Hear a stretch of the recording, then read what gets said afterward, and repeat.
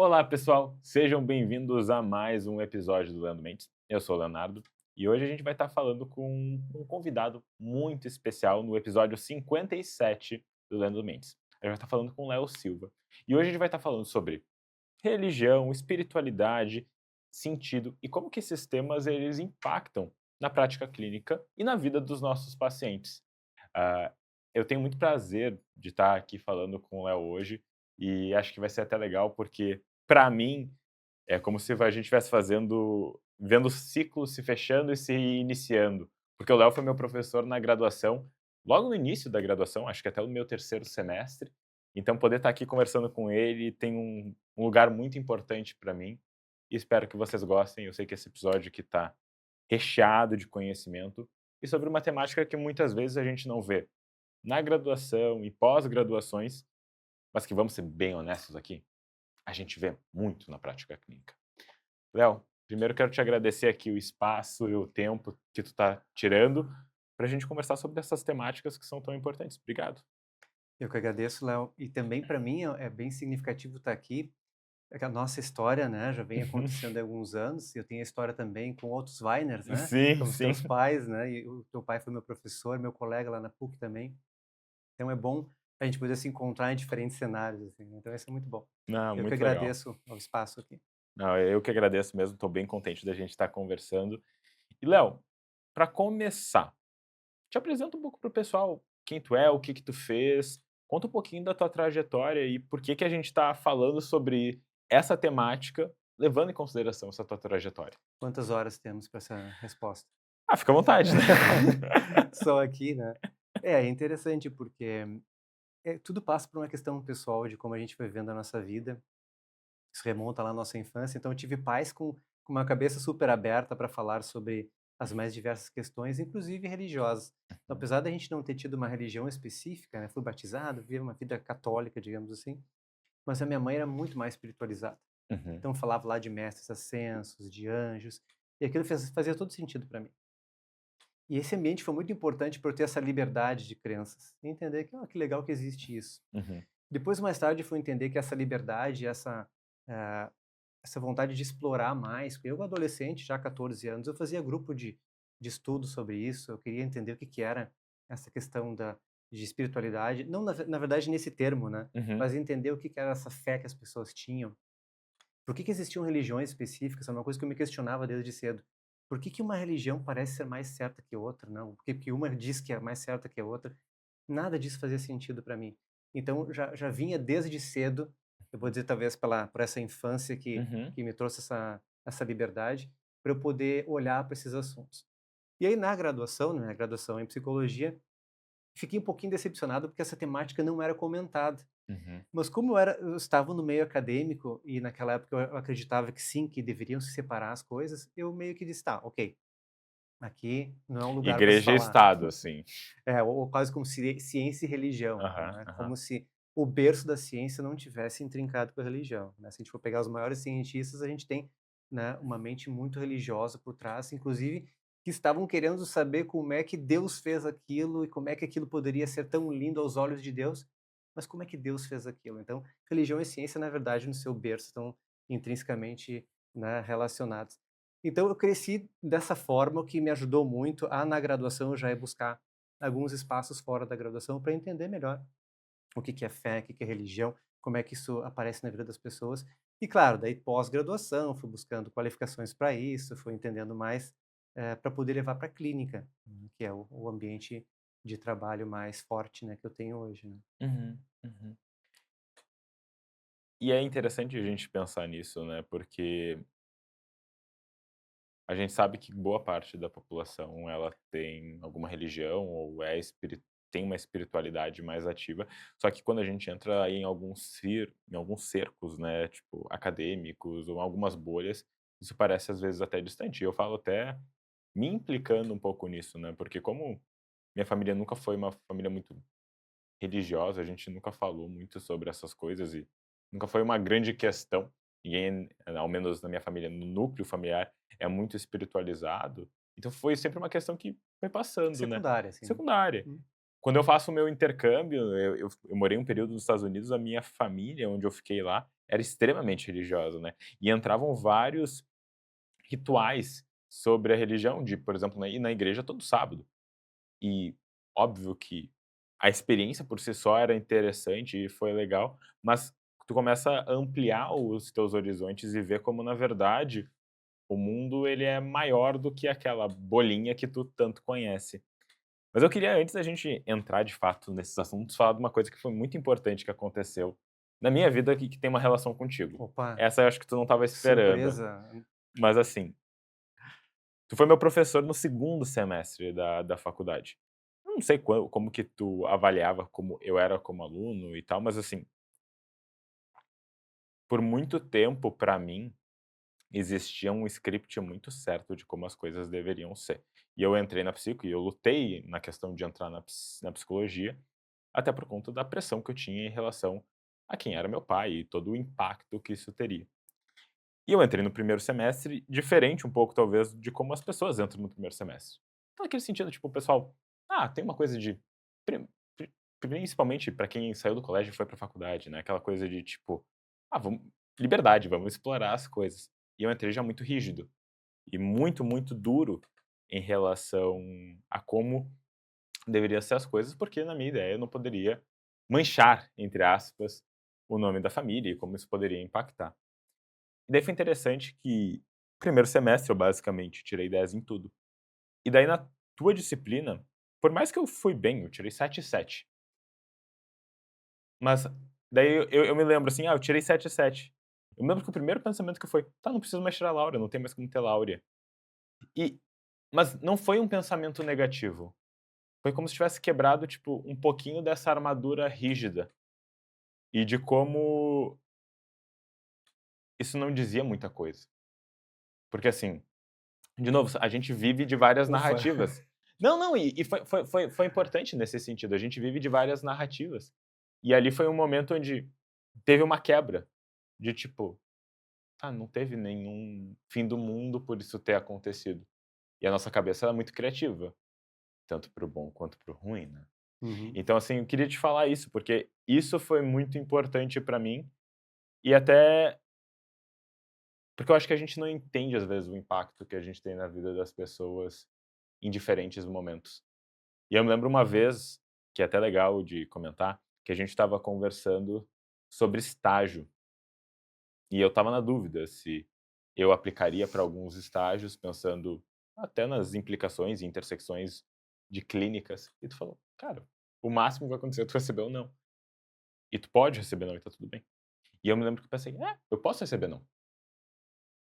E daí, de novo, como isso também quebrou aí, só para te falar, porque eu acho que isso foi muito marcante para mim e foi algo que liberou muito espaço mental. Então só queria começar te falando isso também, porque eu acho que é importante pra tu saber.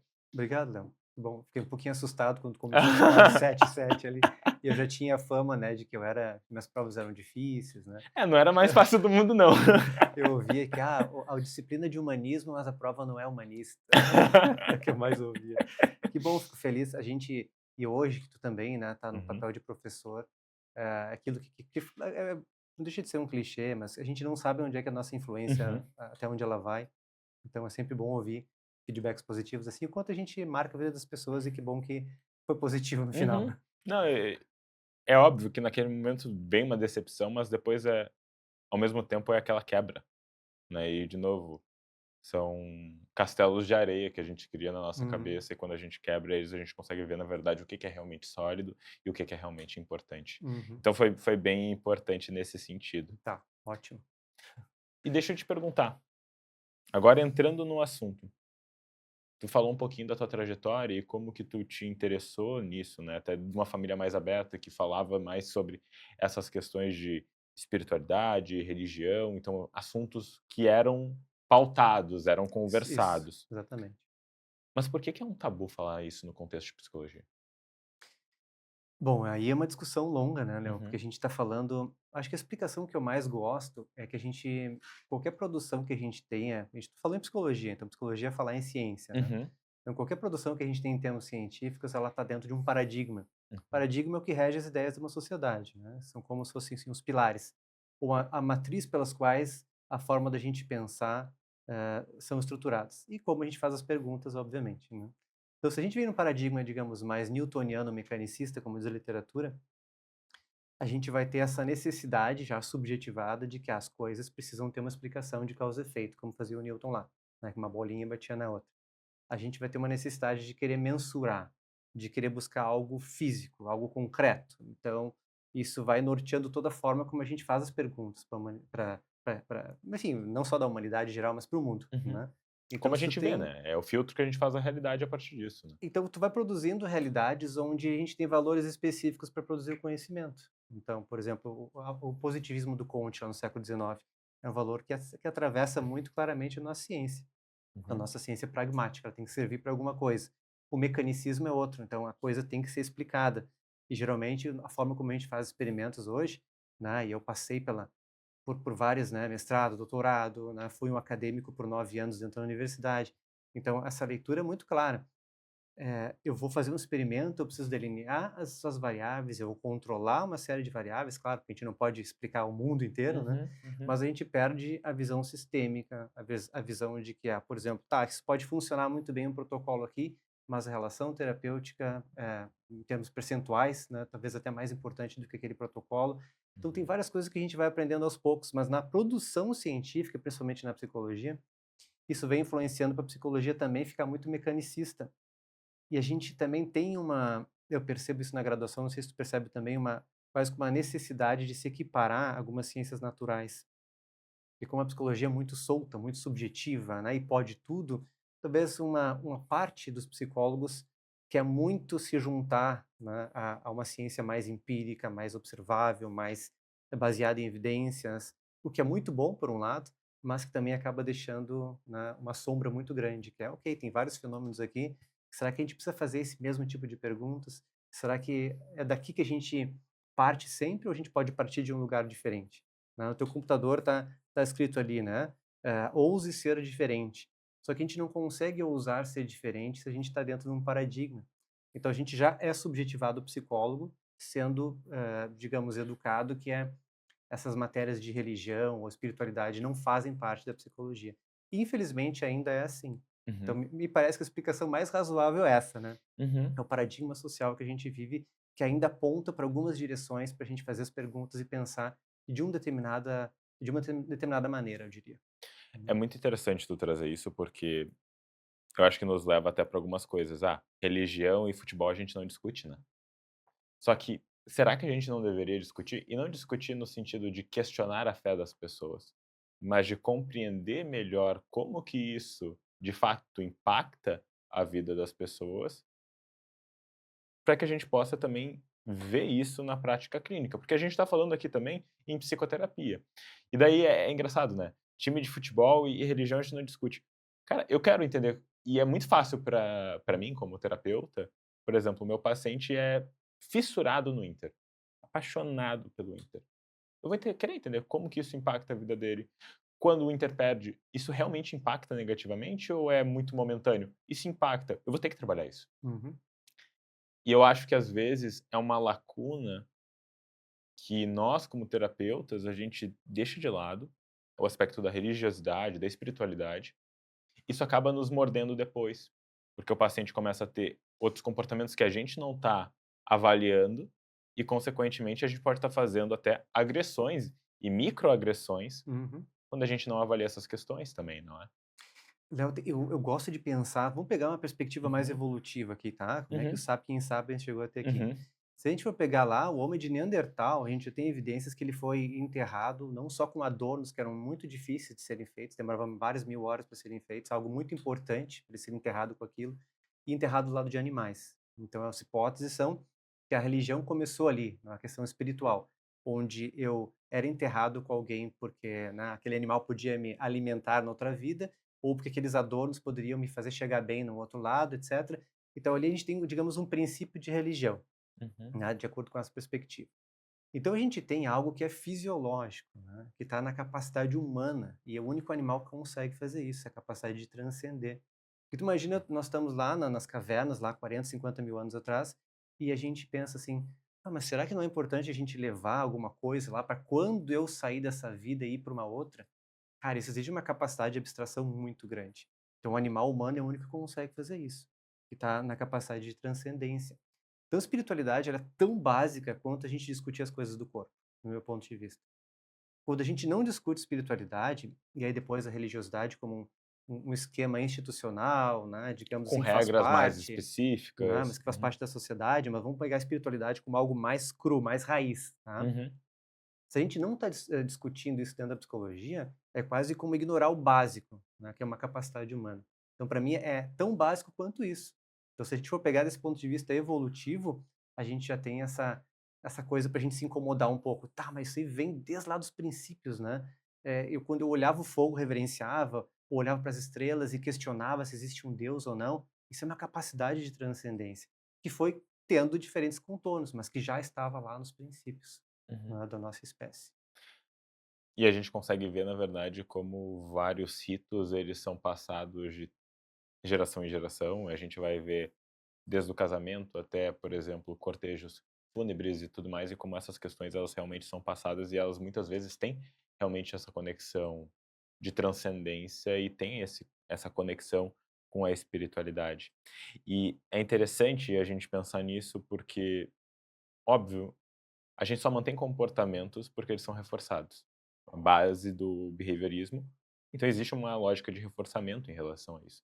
Tanto a gente pode pensar positivo, de aumentar meus círculos, mas também pode ser negativo, de gerar alguma ansiedade ou de servir um lugar de explicação que talvez tire um anseio grande. Claro. Então eu acho que é interessante a gente, quando tu traz isso, até da gente conseguir ter essa conotação de que a espiritualidade de cada um, ela vai ser apresentada de maneira individualizada, mas que se a gente não falar realmente, a gente está perdendo parcelas importantes da vida do nosso paciente. Então, assim, se eu te fizesse uma pergunta mais básica, então, vamos imaginar que eu sou um psicoterapeuta que, para mim, é difícil, eu tenho as minhas crenças em relação a isso, sou completamente contra as questões de espiritualidade, não acho besteira. Como que tu me convenceria, ou por que seria importante eu, esse terapeuta, explorar essas questões de espiritualidade e talvez religiosidade nos contextos que eu estou inserido como clínico? Uhum. Bom, dependendo do teu perfil, eu traria dados científicos, eu traria questões ligadas à área da espiritualidade na saúde está bem desenvolvida. Uhum, A gente tem um manual, um tratado, na verdade, do Koenig e outros autores, com mais de 1000 páginas, com mais de 1000 estudos falando sobre a importância de trazer espiritualidade para a saúde. uhum. Então, eu poderia chegar assim com, né, com evidências e te dizer, olha só, Léo, tu que não está acreditando muito, dá uma olhadinha aqui, olha só, as pesquisas estão apontando para isso, né, e que tu deve dar uma olhada para isso. Agora, eu não vou convencer ninguém, né, Uhum. porque se tu tem essa Essa crença mesmo. essa crença, e eu acho que o teu sistema de crenças, né, enquanto por isso que a questão da pessoa do terapeuta é muito importante, né, que eu chamo do self do terapeuta. Uhum, É o self do terapeuta que precisa estar aberto e preparado para isso. O quanto a gente tem um self mais fechado, né, com crenças mais fechadas, eu entendo que aquilo foi muito importante para a pessoa, para a sobrevivência dela, né, para ela se adaptar ao meio que ela estava, etc. Só que enquanto terapeutas, como tu lida com uma variedade muito grande de pessoas, essa característica é muito limitante para um terapeuta. Mas eu uhum. não vou chegar para ele e dizer, olha, cara, tu é um cara muito limitado, só lamento te dizer, Uma bela de uma patada, né. né? Não vou dizer isso, né? Então, é uma coisa que ele precisa se dar Com conta certeza. e também através de um processo pessoal Uhum, de autoconhecimento, de terapia, de vivência, experiências, né, tu comentou antes a questão de viagens, né, como é uhum, importante é a gente viver essa experiência fora, tudo isso fazem todas essas vivências fazem parte do self do terapeuta. Então o terapeuta que já tem uma vivência mais ampla, aí ficaria mais fácil talvez de apontar, olha a importância do tu te abrir para o mundo e que existem outras culturas. Eu lembro a primeira vez que eu viajei, eu para o exterior, eu cheguei no aeroporto de Londres, e aquilo lá eu chamava, parecia uma fauna, né, era gente vestida de tudo que é jeito, e eu olhava aquelas pessoas, vinham pessoas da África com aquelas roupas coloridas até o pé, e outras pessoas de burca, e eu: "Meu Deus, o que que é isso? Olha a diversidade de pessoas aqui, né". Aí me lembrou de uma outra coisa agora, de um que eu estava vendo sobre o que a gente conhece do universo é só 5%, né, diz que 95% é energia escura. Ah, tá? sim. Então, cara, olha só que a gente é, na verdade, né, para nos fecharmos para o mundo, tendo tanta coisa aí que a gente não conhece, né. Então, provavelmente não vai conseguir convencer essa pessoa de acordo com as suas crenças, né, mas se é uma pessoa mais racional e eu tenho oportunidade de apresentar dados, Uhum. provavelmente vai apresentar dados do quão importante é a gente olhar para isso, para efetividade terapêutica, enfim, para comportamentos em saúde, provavelmente eu faria isso. É, eu acho muito legal esse caminho. Eu acho que se fosse comigo, só que eu como supervisor, talvez, dessa pessoa, uma das coisas eu adorei que tu foi trazendo do self do terapeuta, porque se a pessoa ela é tão fechada pra isso, ela tá falando sobre ela. E ela não tá fazendo o processo de estar ali com a pessoa e com as questões da pessoa. Então, eu acho que o que a gente também tá fazendo trazendo essa discussão aqui, é para poder validar que cada um tem direito de ter as crianças que deseja ter e que fazem sentido para si. Mas, que quando a gente está falando de um contexto de saúde É, e de cuidado com uma outra pessoa, é menos sobre as minhas crianças e é sobre entender o impacto das crianças do outro. Então eu acho que, às vezes, esse atravessamento é muito difícil para as pessoas. De como as minhas crianças impactam em como eu estou entendendo o que o meu paciente está me trazendo. E a gente não, óbvio que não existe uma neutralidade gigantesca, mas assim, é entender que ali eu tô como terapeuta, eu não tô como Léo CPF, aham. que tem a sua crença sobre espiritualidade. Não, eu preciso entender a crença do meu paciente e poder compreender que e daí pegando esses dados de como isso realmente vai impactar, né. Exato. Mas até só te interromper, eu acho que é importante, Léo. A gente tá falando em psicologia e formação antes, né, Uhum, porque a nossa formação, ela também foi muito técnica. E eu não uhum, lembro de ninguém nos falar na graduação, e eu estudei na mesma instituição que tu, só uhum, alguns anos, né, mais cedo, e a gente também não tinha esse discurso, eu não ouvi isso dos colegas, dos professores, que a gente precisa construir também o que eu chamo de carreira paralela, né, não é bem paralela, porque, né, as paralelas não se encontram, mas sim, nesse caso sim. aqui seria algo que eu desenvolvesse junto com a minha carreira dentro da psicologia. Quase assim, a gente precisa de uma formação técnica, digamos, teórica, e uma formação pessoal. E Uhum, essa formação pessoal vem com vivências. Essas vivências é desde eu viajar, de eu conhecer outras culturas, como fazia o Jung, por exemplo, né? Que vai lá, não, eu quero conhecer os índios norte-americanos. Então ele foi lá e ficou um pouco lá com os caras para ver como é que eles viviam. E foi lá para a Índia e entender como é que os hindus praticavam ali a sua religião, etc. Então, essa abertura à experiência fundamental, não só em viagens, etc., como vivências.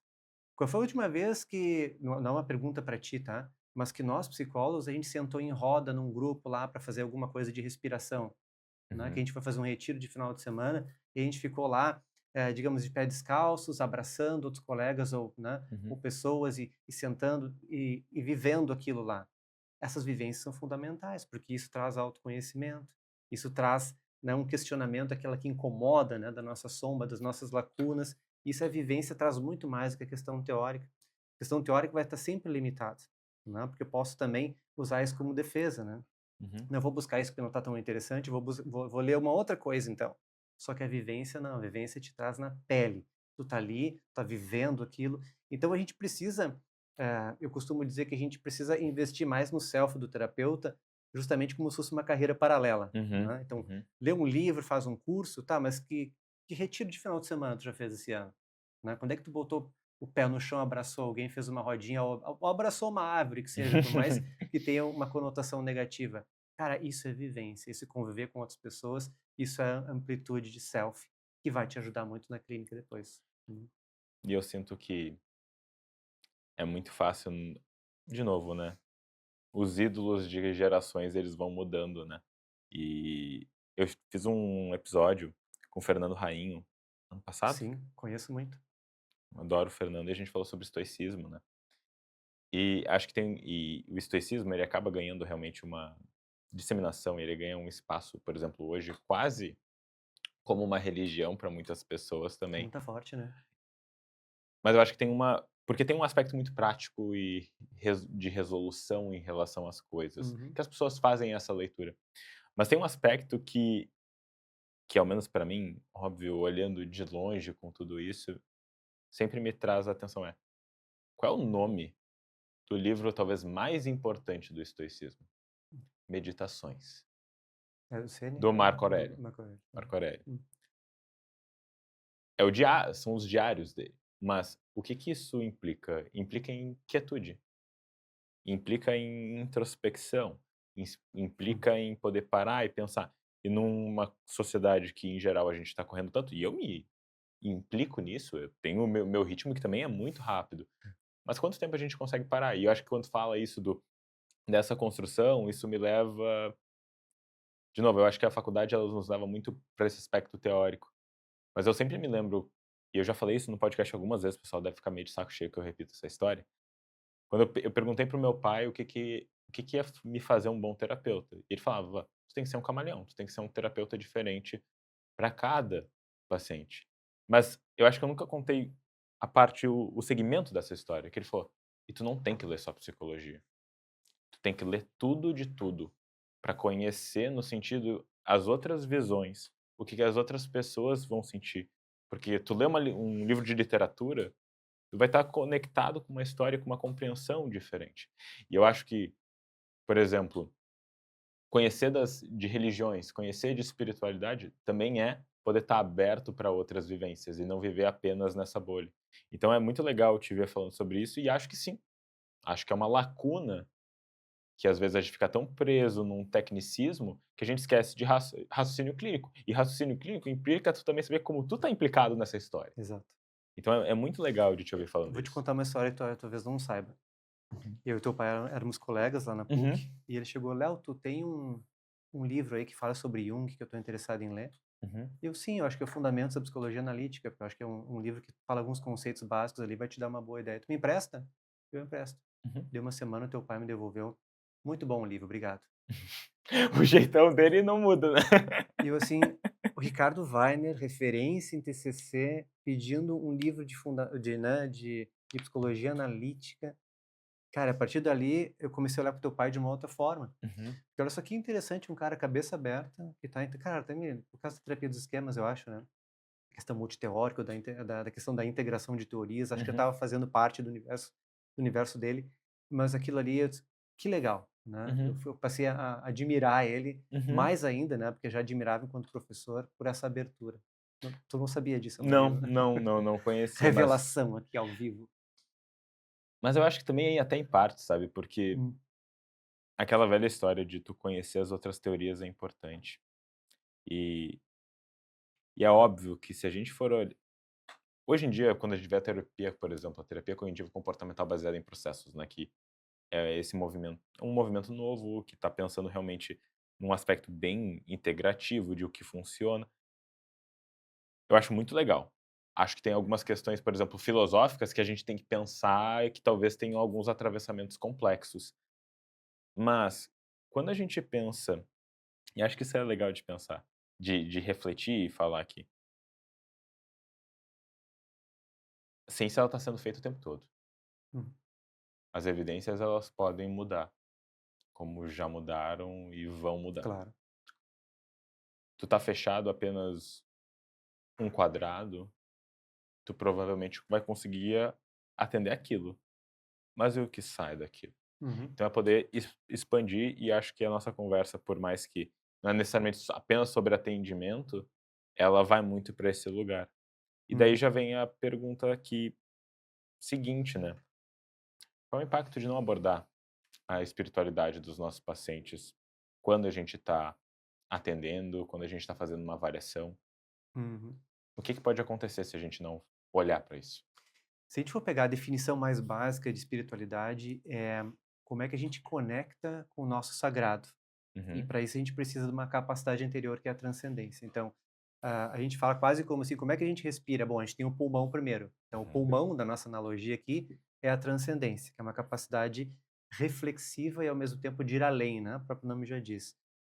Então vamos imaginar que a gente tem todas as crenças possíveis, né, inclusive se a gente pegar o nosso conselho o nosso código de ética, tá ali que a gente tem que trabalhar com todo que tipo de crença, uhum, né, que não importa o tipo de crença ou não. Então se a gente está falando de qualquer tipo de crença, a gente vai entender que muitas dessas crenças elas são ligadas a essa capacidade de transcendência, que inclui, por exemplo, os valores, uhum, né, como é que eu quero viver minha vida? a parte self mesmo, né, no sentido de si mesmo, a parte reflexiva, Uhum. ligada ao autoconhecimento. Como é que eu quero estar daqui a 5 anos? Como é que eu estou vivendo uma vida de observância? Será que eu estou sendo o cara, sei lá, gentil e agradável que eu gostaria de ser? O que que eu preciso mudar aqui? Então, tudo isso envolve uma capacidade de transcendência, porque envolve valores. Uhum. E valores é algo muito abstrato, que é típico do animal humano, Uhum. né?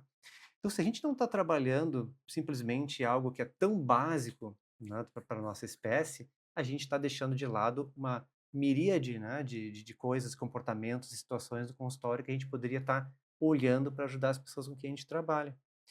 E claro, tá, o processo terapêutico ele vai ter uma limitação que não é só uma limitação teórica, vai ser a limitação do self do terapeuta. Uhum. Eu recebo muitas pessoas que chegam no consultório e digo: "Ah, não sei se é um assunto que eu posso trazer aqui, eu vou lá na Umbanda e, né, eu incorporo, vou lá porque a entidade tal me falou tal coisa", Uhum. né. E eu não podia falar isso com a psicóloga anterior. Ou, "Ah, não, quando eu falava isso, ela torcia os olhos ou dizia que, tá, mas em relação então à tua família", é quase como se não fosse um problema importante, uma questão importante. Então as pessoas foram julgadas em psicoterapia. E Isso é acontece muito. extremamente grave, isso vai contra o nosso código de ética. Agora, se tu não teve uma preparação para isso e percebe que isso está sendo trazido no consultório, vai atrás. Busca entender o quanto tu precisa, e aí é self do terapeuta e psicólogo mesmo, se informar melhor sobre isso. Como é que eu lido sobre essas questões? Será que eu preciso fazer uma entrevista inicial, uma anamnese com perguntas que realmente já mostram para a pessoa que, olha, isso é importante, olha, pode falar sobre isso que eu te acolho. Talvez se inicie, nós podemos iniciar por aí. Então, eu acredito que isso é tão básico que a gente peca muito em não oferecer esse espaço, não só de acolhimento, mas de que aquele é um espaço para a pessoa realmente se conhecer, se a gente não tivesse esse conhecimento sobre espiritualidade e religiosidade, sabe? E como a nossa formação não deu conta disso, a gente precisa buscar isso lá fora. E são coisas simples, né, Léo? Tu pode chegar na tua entrevista inicial e perguntar o quão importante é a religiosidade ou a espiritualidade na tua vida. Uhum. Porque talvez a pessoa nem sabe o que que é, então tu já começa psicoeducando, né. Uhum. E tu sabe de uma coisa? Eu não sei onde eu li isso, mas eu sei que eu li isso há algum tempo atrás. E existem alguns pontos que, em geral, profissionais de saúde avaliam muito mal. Aspectos religiosos, monetários, de sexo. Percebe como e daí sono também e alimentação. Em geral são essas questões, que passa-se por cima, né, tu tá dormindo bem?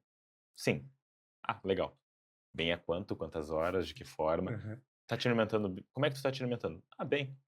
A pessoa só come e daqui a pouco tem um transtorno restritivo alimentar que só come batata. De todos os tipos, mas só batata. Não, vou te E dar um exemplo mais simples. TDAH hoje está muito ligado ao funcionamento intestinal. Então a gente já sai tratando para TDAH, né, olhando aquilo como um transtorno e a gente não viu, tá, mas como será que a pessoa está realmente se alimentando? Ah, vamos fazer exames melhor para investigar se não tem ali bloqueio de alguns receptores no intestino, tem uma relação sistêmica que vai lá numa terceira ou quarta causa de trazer sintomas né, né, de ansiedade. e eu acho que daí a gente, de novo, a gente avalia mal essas questões, mas até suicídio, por exemplo, e outras questões, autolesão, a gente avalia muito mal. Isso fala das nossas crenças. E daí, de novo, como tu mesmo falou, tu tem alguma tu acredita em alguma religião? Tu tem como é que é a espiritualidade na tua vida? É uma pergunta que ela pode ser super simples e rápida na sessão, ou ela vai demandar mais tempo. E, dada a complexidade da resposta, a gente vai investigar mais. Eu acho que essa é a questão, né. E quando tu pergunta para a pessoa lá no início do Tu abre o processo. espaço para isso. Exatamente. Aí, meses depois, aquela pessoa que, né, eu uso isso como exemplo, porque é uma pessoa que me autorizou a usar, ela de 0 eu sempre pergunto também de 0 a 10 a importância da Uhum, espiritualidade ou da religiosidade na vida dela. E ela deu lá nota 3 ou 4. uhum. Aí, assim, meses depois, quase um ano ou 2 depois, ela: "Olha, eu tô sentindo que falta alguma coisa na minha vida, tem algum tipo de vazio, alguma coisa que eu quero fazer mais. Eu acho que tá nessa tal espiritualidade aí". Nessa tal é ótimo, né. Né, tipo, essa coisa que tu me perguntou lá atrás, mas eu sei que aqui é o espaço de falar Uhum. sobre isso. Então como é que ela sabe, se sente bem o suficiente para trazer esse questionamento para ti? Porque lá atrás talvez não fizesse sentido, talvez ela não sabia nem do conceito de espiritualidade, mas eu psicoeduquei e falei: "Olha, Espiritualidade é a busca por respostas pessoais para questionamentos sobre a vida, sobre o sentido da vida, sobre por que que a gente está aqui, se existe um Deus ou não, né? E envolve, às vezes, práticas pessoais, do tipo, eu leio filosofia estoicista Uhum. e isso me faz ser uma pessoa mais antenada e observando os comportamentos no meu dia a dia. Então, essa é a forma que eu vivo minha espiritualidade, tendo leituras lá filosóficas e observando o meu comportamento no dia a dia.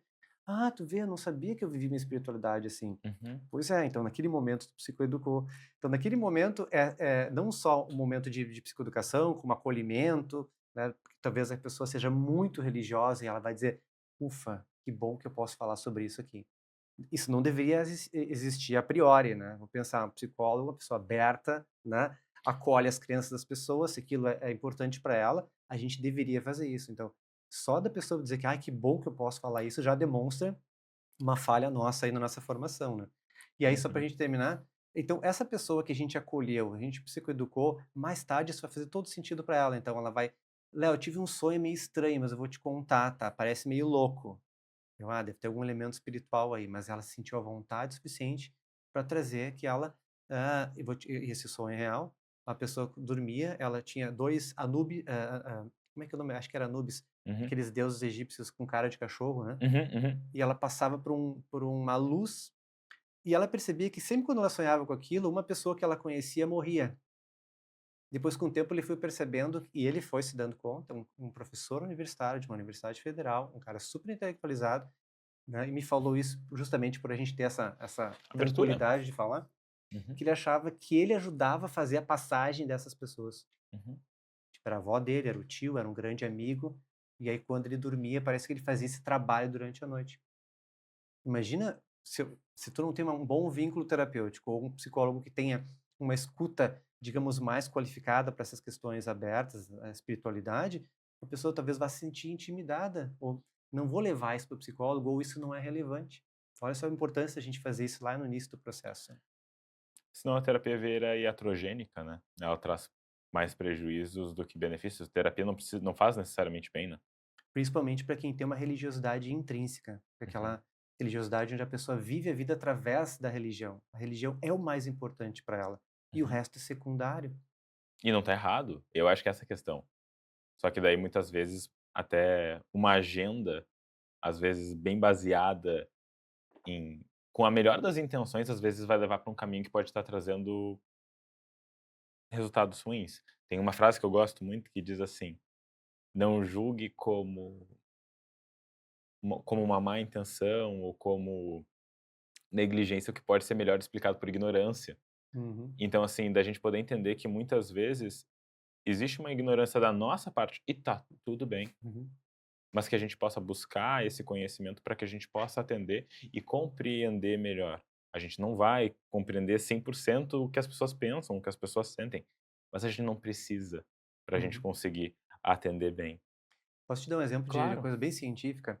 Religiosidade intrínseca e extrínseca, tá? A Uhum. extrínseca é aquela que a tua religião tu faz assim por questões pessoais, né? Por benefícios sociais. Tu vai lá tu toca na banda da igreja, então tu é conhecido Eu como eu indo músico. lá no meu intercâmbio na igreja todo sábado. Isso, Uhum, né? Então porque tu queria pertencer lá à família, né? uhum, Etc. Religiosidade extrínseca é essa. E a intrínseca é aquela que a pessoa vive através da religião. Então ela tem um código de conduta, um código de ética, ela vê muitas pessoas da religião dela, etc. Frequenta rituais seguidamente, lê escrituras, etc. Essa religião intrínseca e a extrínseca. Qual que tu acha que é a mais saudável para a saúde, em termos de comportamentos e saúde? Só um chute. tu diz A que traz mais benefícios em termos de adesão a comportamentos saudáveis. daí é extrínseca, provavelmente dependendo do nível de suporte social. Eu vou pela lógica de suporte social, talvez associado. Não é intrínseca. Uhum, Então, olha só. Por quê? Porque e aí tem 2, hipóteses, né, porque uhum, a questão da explicação aqui não está bem clara ainda, são só correlações, né, então a uhum, gente não explica, a gente correlaciona. Uma delas é que a pessoa com religiosidade intrínseca, ela tem uma questão social tão forte, ela frequenta, sei lá, tantas vezes a igreja, que o irmão está sempre dizendo: "E aí fulano, ô Léo, tu fez o exame da próstata lá? uhum, Pô, novembro azul cara, e aí, né, pô, como é que tá?". Então, por essa questão, uhum. digamos, né, mais social, e a outra hipótese é que a pessoa tem um sistema de crenças que ela vive tanto aquilo, que ela está muito reforçada nas suas crenças, né. Então, o mundo é porque Deus quer, né? Então eu vou fazer isso porque Deus quer, então eu vou usar o cinto de segurança porque Deus está me orientando para isso. Então é como se ela se sentisse mais apoiada para aderir a esses comportamentos em saúde. Uhum. Então a gente que não estuda isso, talvez a gente tenha um preconceito e dizer, ah, mas a pessoa mais religiosa é aquela que talvez é menos estudada, né? Ou pressupõe ignorância, como tu falou antes, né? Uhum. Talvez ela, né, sabe menos do que a pessoa intelectualizada, etc. E na verdade essa pessoa, religiosidade intrínseca, é a que mais adere a comportamentos em saúde. Tem um estudo muito legal que fala assim: sabe quantos pensando num curso de antibiótico, por exemplo, vamos imaginar que tu tá com amidalite. Tu tem que tomar 7 dias o antibiótico para fazer o curso completo antibiótico. Em geral, qual é a média que tu acha que as pessoas seguem o curso? Tipo, 100%, 70, 80, 50? Quantos por cento tu acha que elas seguem? Do antibiótico em Uhum. específico, É, deve ser 50%.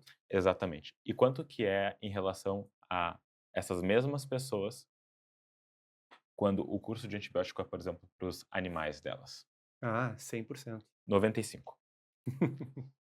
Por que isso? Porque a gente consegue, às vezes, cuidar mais do outro do que da gente. E, às vezes, são essas questões que a gente pressupõe que o outro, porque tem uma religiosidade mais forte, talvez não tenha tanta, ah, uma trajetória tão grande acadêmica e, consequente, não necessariamente. E daí isso entra nesses preconceitos que a gente tem. E preconceito vem isso, de concepções Exato. pré-estabelecidas. Então, de novo, é que é fácil, o nosso cérebro adora categorizações, né, e adora ver as coisas de maneira binária, quando a verdade é que existe uma dialética, existe caminhos muito maiores, né. Eu gosto de dizer, entre o 8 e o 80 existem não são números infinitos, porque tem um período específico aqui, mas é indefinido. A gente não consegue definir a quantidade de números em relação a um ao Uhum. outro. Mas a gente consegue, então, poder pensar que existem muitas outras possibilidades, e a gente se abrir para isso vai nos ajudar a trabalhar melhor com esses nossos pacientes. E, se eu consigo transcender, olhar para o meu cachorro e querer cuidar dele, como que isso está impactando talvez negativamente para mim? E daí poder conectar isso com os valores. Então a gente vê que, na verdade, a espiritualidade e essas outras questões, elas impactam muito mais do que às vezes a palavra. Porque eu estava Exatamente. falando com o Zé Siqueira, não sei se tu conhece o Zé Siqueira, ele trabalha muito com ACT, né, e ele é lá do INPBE, do Instituto de Prática Baseada em Evidências.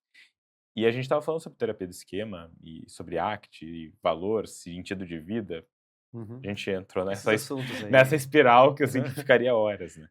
E uma das coisas que a gente falou é que às vezes tem um problema de linguagem. Né, e daí isso fala muito da RFT, né, da Relational Frame Theory, ou teoria das molduras relacionais.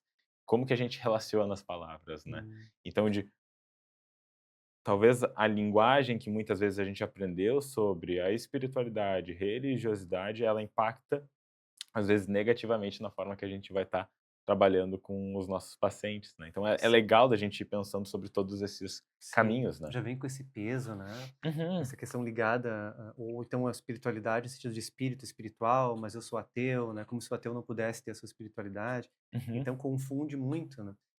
E é um problema que eu tinha lá na graduação, e tu me conheceu e sabe, né, o quanto eu falava isso em sala de aula e trazia sempre, né, eu depois organizei lá um evento, de 12 palestras sobre psicologia e espiritualidade, que virou um livro depois, enfim, o quanto isso era uma coisa importante para mim, era uma missão eu uhum, levar, fazer parte de um propósito enquanto eu estava lá na graduação, levar a espiritualidade lá para dentro, né, e mostrar que, cara, isso aqui não é coisa de outro mundo. Isso aqui a espiritualidade, ela é psicológica e a gente precisa uhum. falar sobre isso, né? Então, para mim, isso foi sempre foi muito muito muito importante poder ampliar, né? Eu me lembro na nossa aula, na nossa primeira aula juntos, primeira aula dentro do curso, né, digo, a disciplina, a gente falou sobre como a religiosidade ela poderia ser um coping positivo, e a Uhum. espiritualidade poderia ser um coping positivo para as pessoas. Por Tu que e lembra como? disso? Que Eu não, legal. eu sou meio nerd, assim, eu lembro muito das coisas, eu tenho meus cadernos ainda também. Então, assim, todos feitos à caneta, gente. O iPad veio depois. Ah, sim. Não tinha foto do quadro, né, como a Não, galera não, faz não, hoje, né? não, não, mas já tinha os slides, né, então assim, não estamos tanto atrás. Mas assim, A Alexandra tá rindo aqui, porque eu acho que ela tira foto do quadro também. Bastante. Sabemos. Mas assim, como que a religiosidade, a espiritualidade pode se tornar um coping, ou seja, uma estratégia de enfrentamento positivo na vida das pessoas? Acho que tu já pincelou um pouco, mas se a Uhum. gente tivesse que talvez definir um pouquinho melhor isso, como que tu faria isso? Então, como a religiosidade ela faz é o grau a religiosidade é o grau de que tu assume a religião na tua vida, né, o Uhum, quanto forte ela é ou não. Então, se tu tem uma religiosidade muito forte, ela é intrínseca e menos forte, digamos assim, ela é extrínseca, tá. Só que dentro disso tem o coping religioso, que é como eu uso a religião para minhas estratégias de enfrentamento do dia a dia, né, o quanto eu lanço mão. Aí tu imagina que uma pessoa que tem uma religiosidade intrínseca, ela usa bastante a sua religião, porque o mundo é em torno dessa religião, então ela vai usar muitas estratégias de enfrentamento baseadas em religião. Só que isso não quer dizer que elas vão ser sempre positivas. Então eu posso, por exemplo, acreditar que a minha cirurgia vai dar certo. E o fato de tu acreditar que a cirurgia vai dar certo e que tu confia no médico, tu tem menor tempo de internação, menos uso de opioides e menor tempo de cicatrização, uhum, tá? Só para tu acreditar que isso vai acontecer. Pô, legal, né? Então tu pode trabalhar inclusive com isso em consultório, psicoeducando, tá, mas quem é o médico? Tu já conheceu? Já foi atrás, né? Então a gente uhum. pode usar esses dados quase como para pegar um comportamento de coping religioso e fomentar. E ser estratégico, né? Exatamente. Então, assim, é menos internação, é menos remédio, para a saúde pública seria melhor. Tem várias vantagens que a gente está, é um dado que a gente está aprendendo aqui do coping religioso, né? Uhum, Mas é só um exemplo de pesquisa para embasar uhum, isso que a gente está falando. Mas aquela mesma pessoa que talvez tenha uma super fé, né, que Deus vai ajudar ela, ou que aquele santo, ou aquela, enfim, né, entidade vai ajudar ela, é aquela pessoa que às vezes não quer fazer transfusão, né. uhum, Fala assim: "Não, não vou porque Deus vai me curar. Não, porque lá no meu culto o pastor disse que o meu câncer vai ser curado de uma outra forma", né. uhum, Então nesses momentos entra o coping religioso negativo, porque pode levar, né, a comportamentos de a pessoa não se cuida, não se apropria. Então a grande questão que eu vejo do ponto de vista psicológico, no coping religioso positivo, é a apropriação. Então tá, eu tenho câncer, então eu vou buscar o que está à minha disposição. E Deus também me mostrou esse caminho. uhum. Então eu rezo lá para o meu santo, peço para minha entidade transcendente, mas eu também vou buscar aquele médico, porque aquele médico também foi enviado por Deus. Então, o coping religioso positivo é aquele que traz essa responsabilização e diz: "Ah, eu também faço parte desse processo e isso é meu também", né. E o negativo, geralmente, deixa isso de lado, não há uma apropriação, e aí a pessoa fica completamente refém de atitudes que podem, inclusive, prejudicar elas, como o não tratamento, né, que é um clássico. E daí, de novo, se a gente não avaliar, a gente não vai conseguir entender claramente esse aspecto, a gente vai vir com esses preconceitos e todas essas ideias de por que que a pessoa está sendo tão resistente, talvez, a esse tipo de comportamento. É. Eu me lembro de uma aula que eu tive daí na minha especialização em terapia cognitivo comportamental com o Wilson Mello.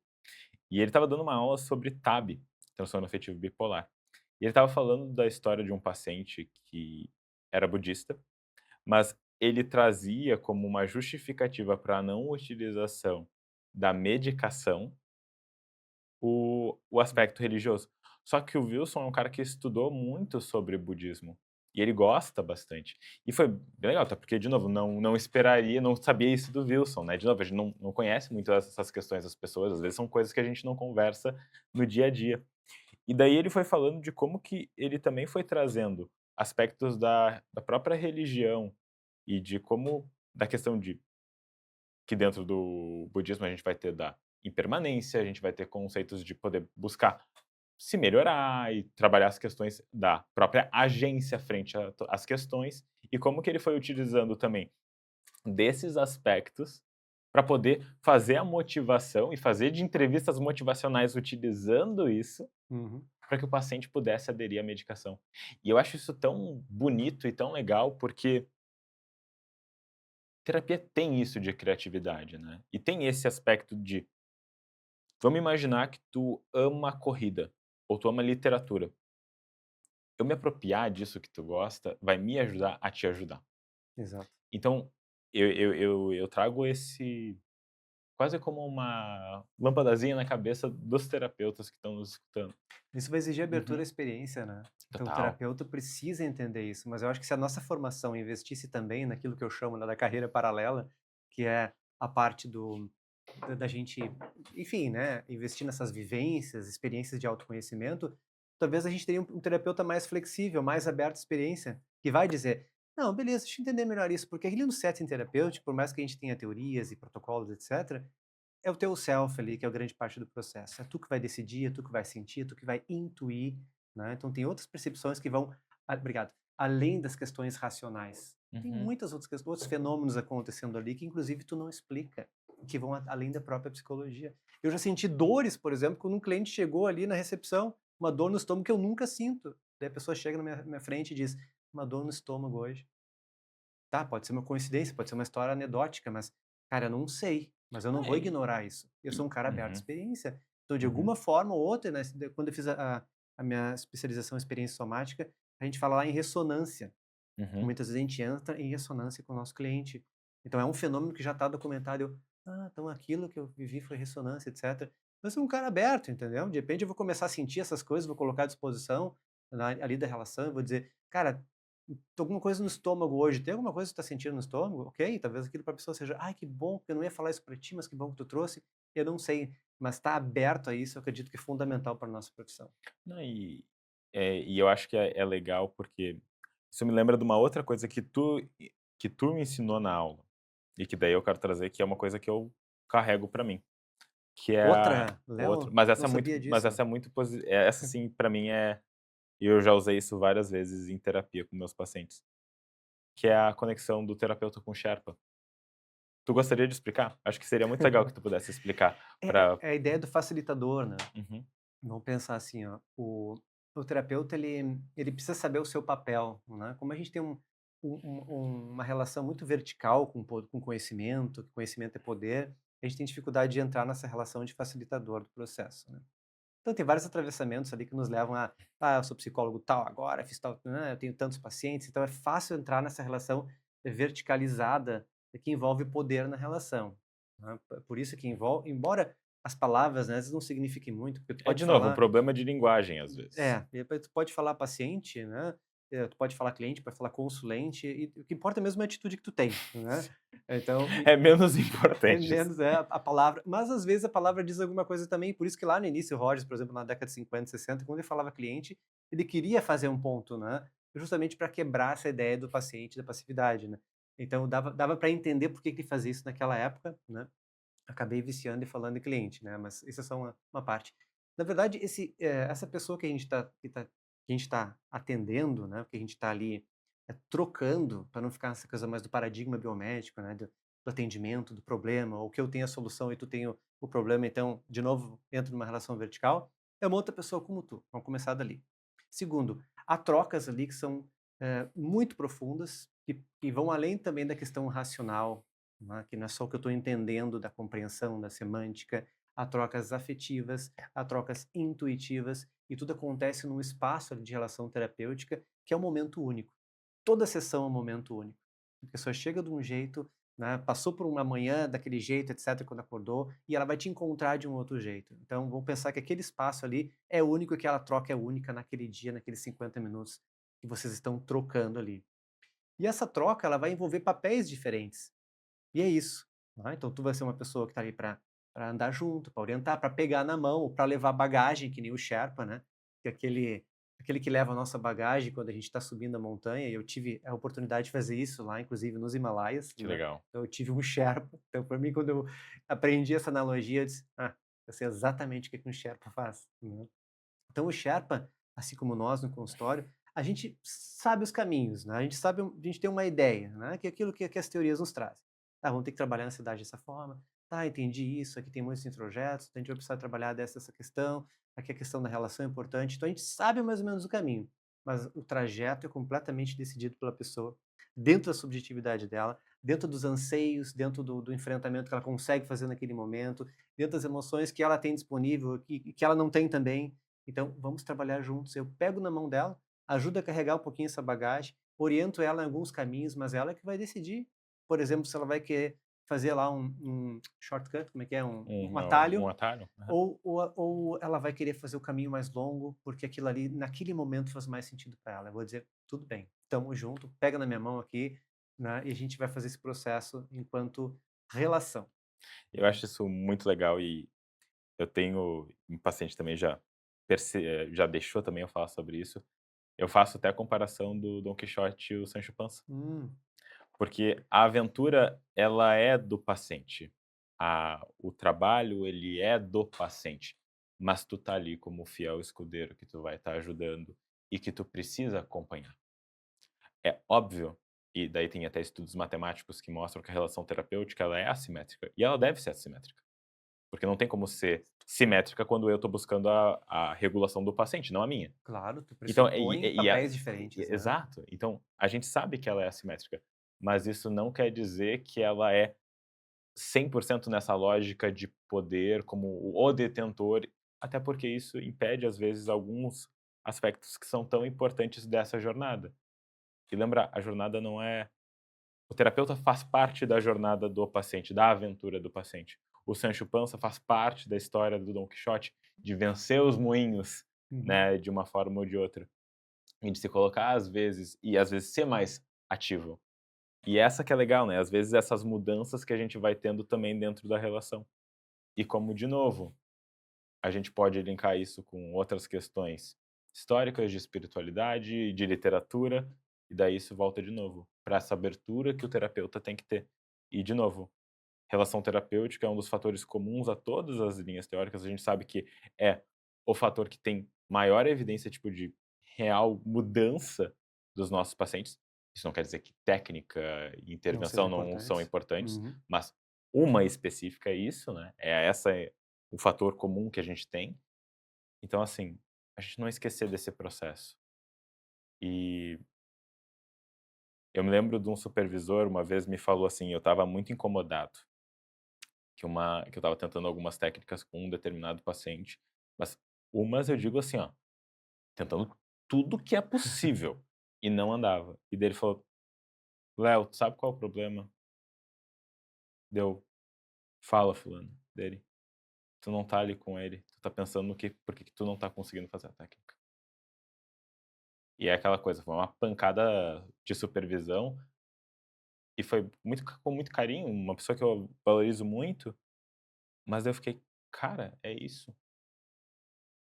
A maioria das Uhum, supervisões, pelo menos que eu já fiz na minha vida, a gente tem uma intersecção muito grande com algum aspecto pessoal do terapeuta, uhum, né? É uhum. menos sobre a técnica, muitas vezes, e muito mais sobre a É atitude, sobre né? raciocínio, é sobre como tu tá ali, é mais sobre isso do que muitas É. vezes sobre a técnica. Mas sobre o Dom Quixote, o Sancho Panza, ele sempre confiou no Dom Quixote, né? Uhum.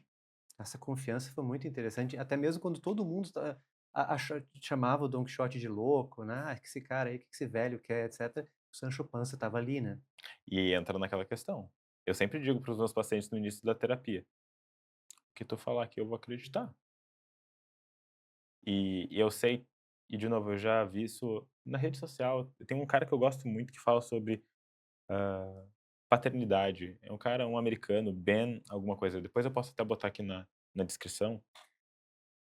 E ele falou um dia sobre que ele mentia na terapia. Mas ele falou que ele mentia na terapia não de coisas grandes, mas ele aliviava algumas coisas pela vergonha que ele sentia dele. E a gente sabe que isso acontece, Uhum. mas a gente poder criar esse ambiente onde o paciente, o que ele está falando, a gente poder mostrar que a gente está confiando nele. É óbvio que a gente não vai ser ingênuo e, por exemplo, uma mentira descarada, a gente vai, pô, tu quer mentir pra mentiroso? Não vai funcionar aqui, né? Mas assim, da gente também poder dar a chance para o paciente poder trazer as coisas que podem parecer as mais complexas, as mais estranhas, às vezes, uma visão meio estranha, numa visão meio pré-concebida nossa, né? E não necessariamente pro E paciente. imagina sobre espiritualidade e religiosidade. Exato. Trazer um relato de uma experiência Anômala, espiritual. né, que a gente chamaria, por exemplo. É, e aí, né, o que que tu vai fazer? Como é que tu vai ouvir aquela experiência? Né, tipo esse sonho que essa pessoa contou, e essa pessoa que falou daquele sonho né, Uhum, de fazer talvez é uma pessoa que dizia que da adolescência, e ele tinha uns 56, 57 anos na época, da adolescência até aquela época, 50 e poucos anos, ele tinha um sonho recorrente onde ele estava correndo de soldados, né, tipo num prédio, né, todo, digamos, abandonado, ele corria, corria, ele levava um tiro nas costas e acordava. uhum, Sonho recorrente por décadas. E ele chega e diz: "Tive na sabe aquela viagem que eu fiz para a Escócia? Eu sei. Fui no movimento lá do dos 20 de Churchill, que eram Uhum. 20 agentes especiais que Churchill mandou como espiões para a Alemanha. Depois teve esse o seu monumento que foi, enfim, feito em homenagem a eles. Ele disse: "Ah, eu não ia lá, mas aí me colocaram dentro de uma excursão, eu cheguei lá, quando eu saí, eu olhei aquele aquele monumento, eu comecei a chorar e me lembrei do sonho". O que ele relacionou?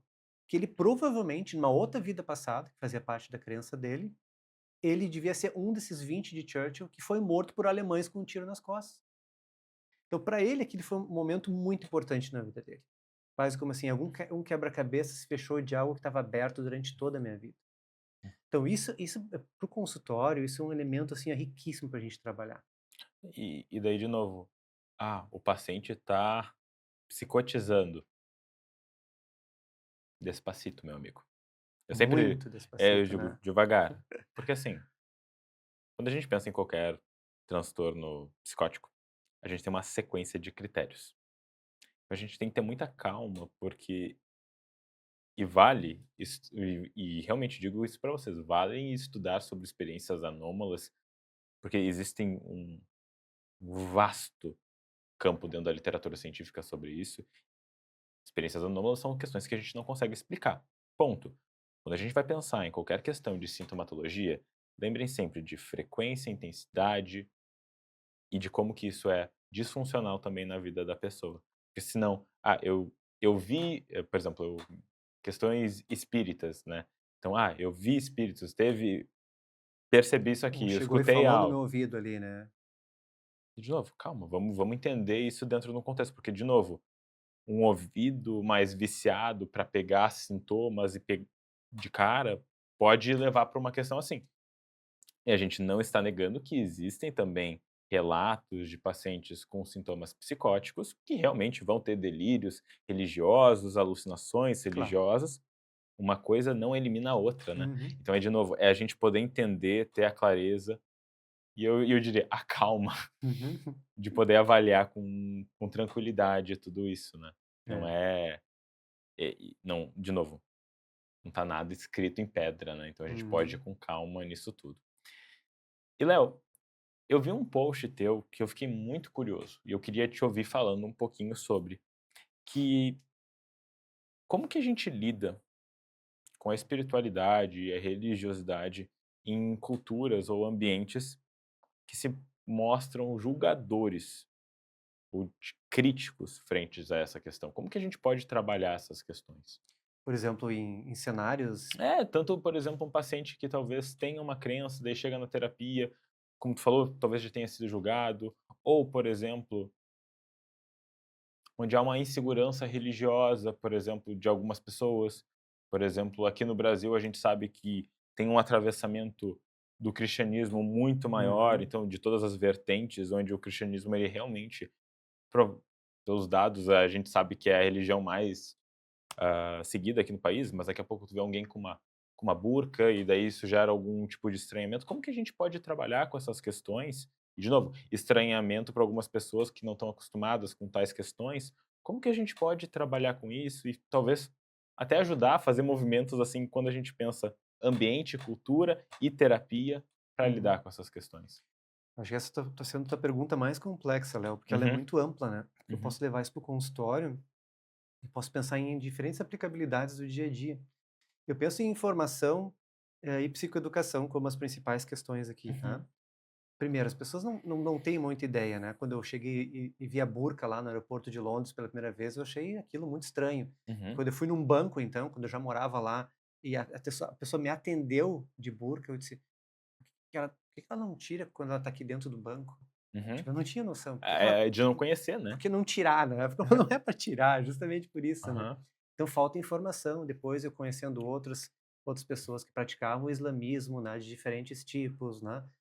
Uns mais vou só usar o clichê aqui, né? Uns mais xiitas, né? Uhum, Literalmente, porque realmente literalmente. são os mais ortodoxos, outros mais sunitas.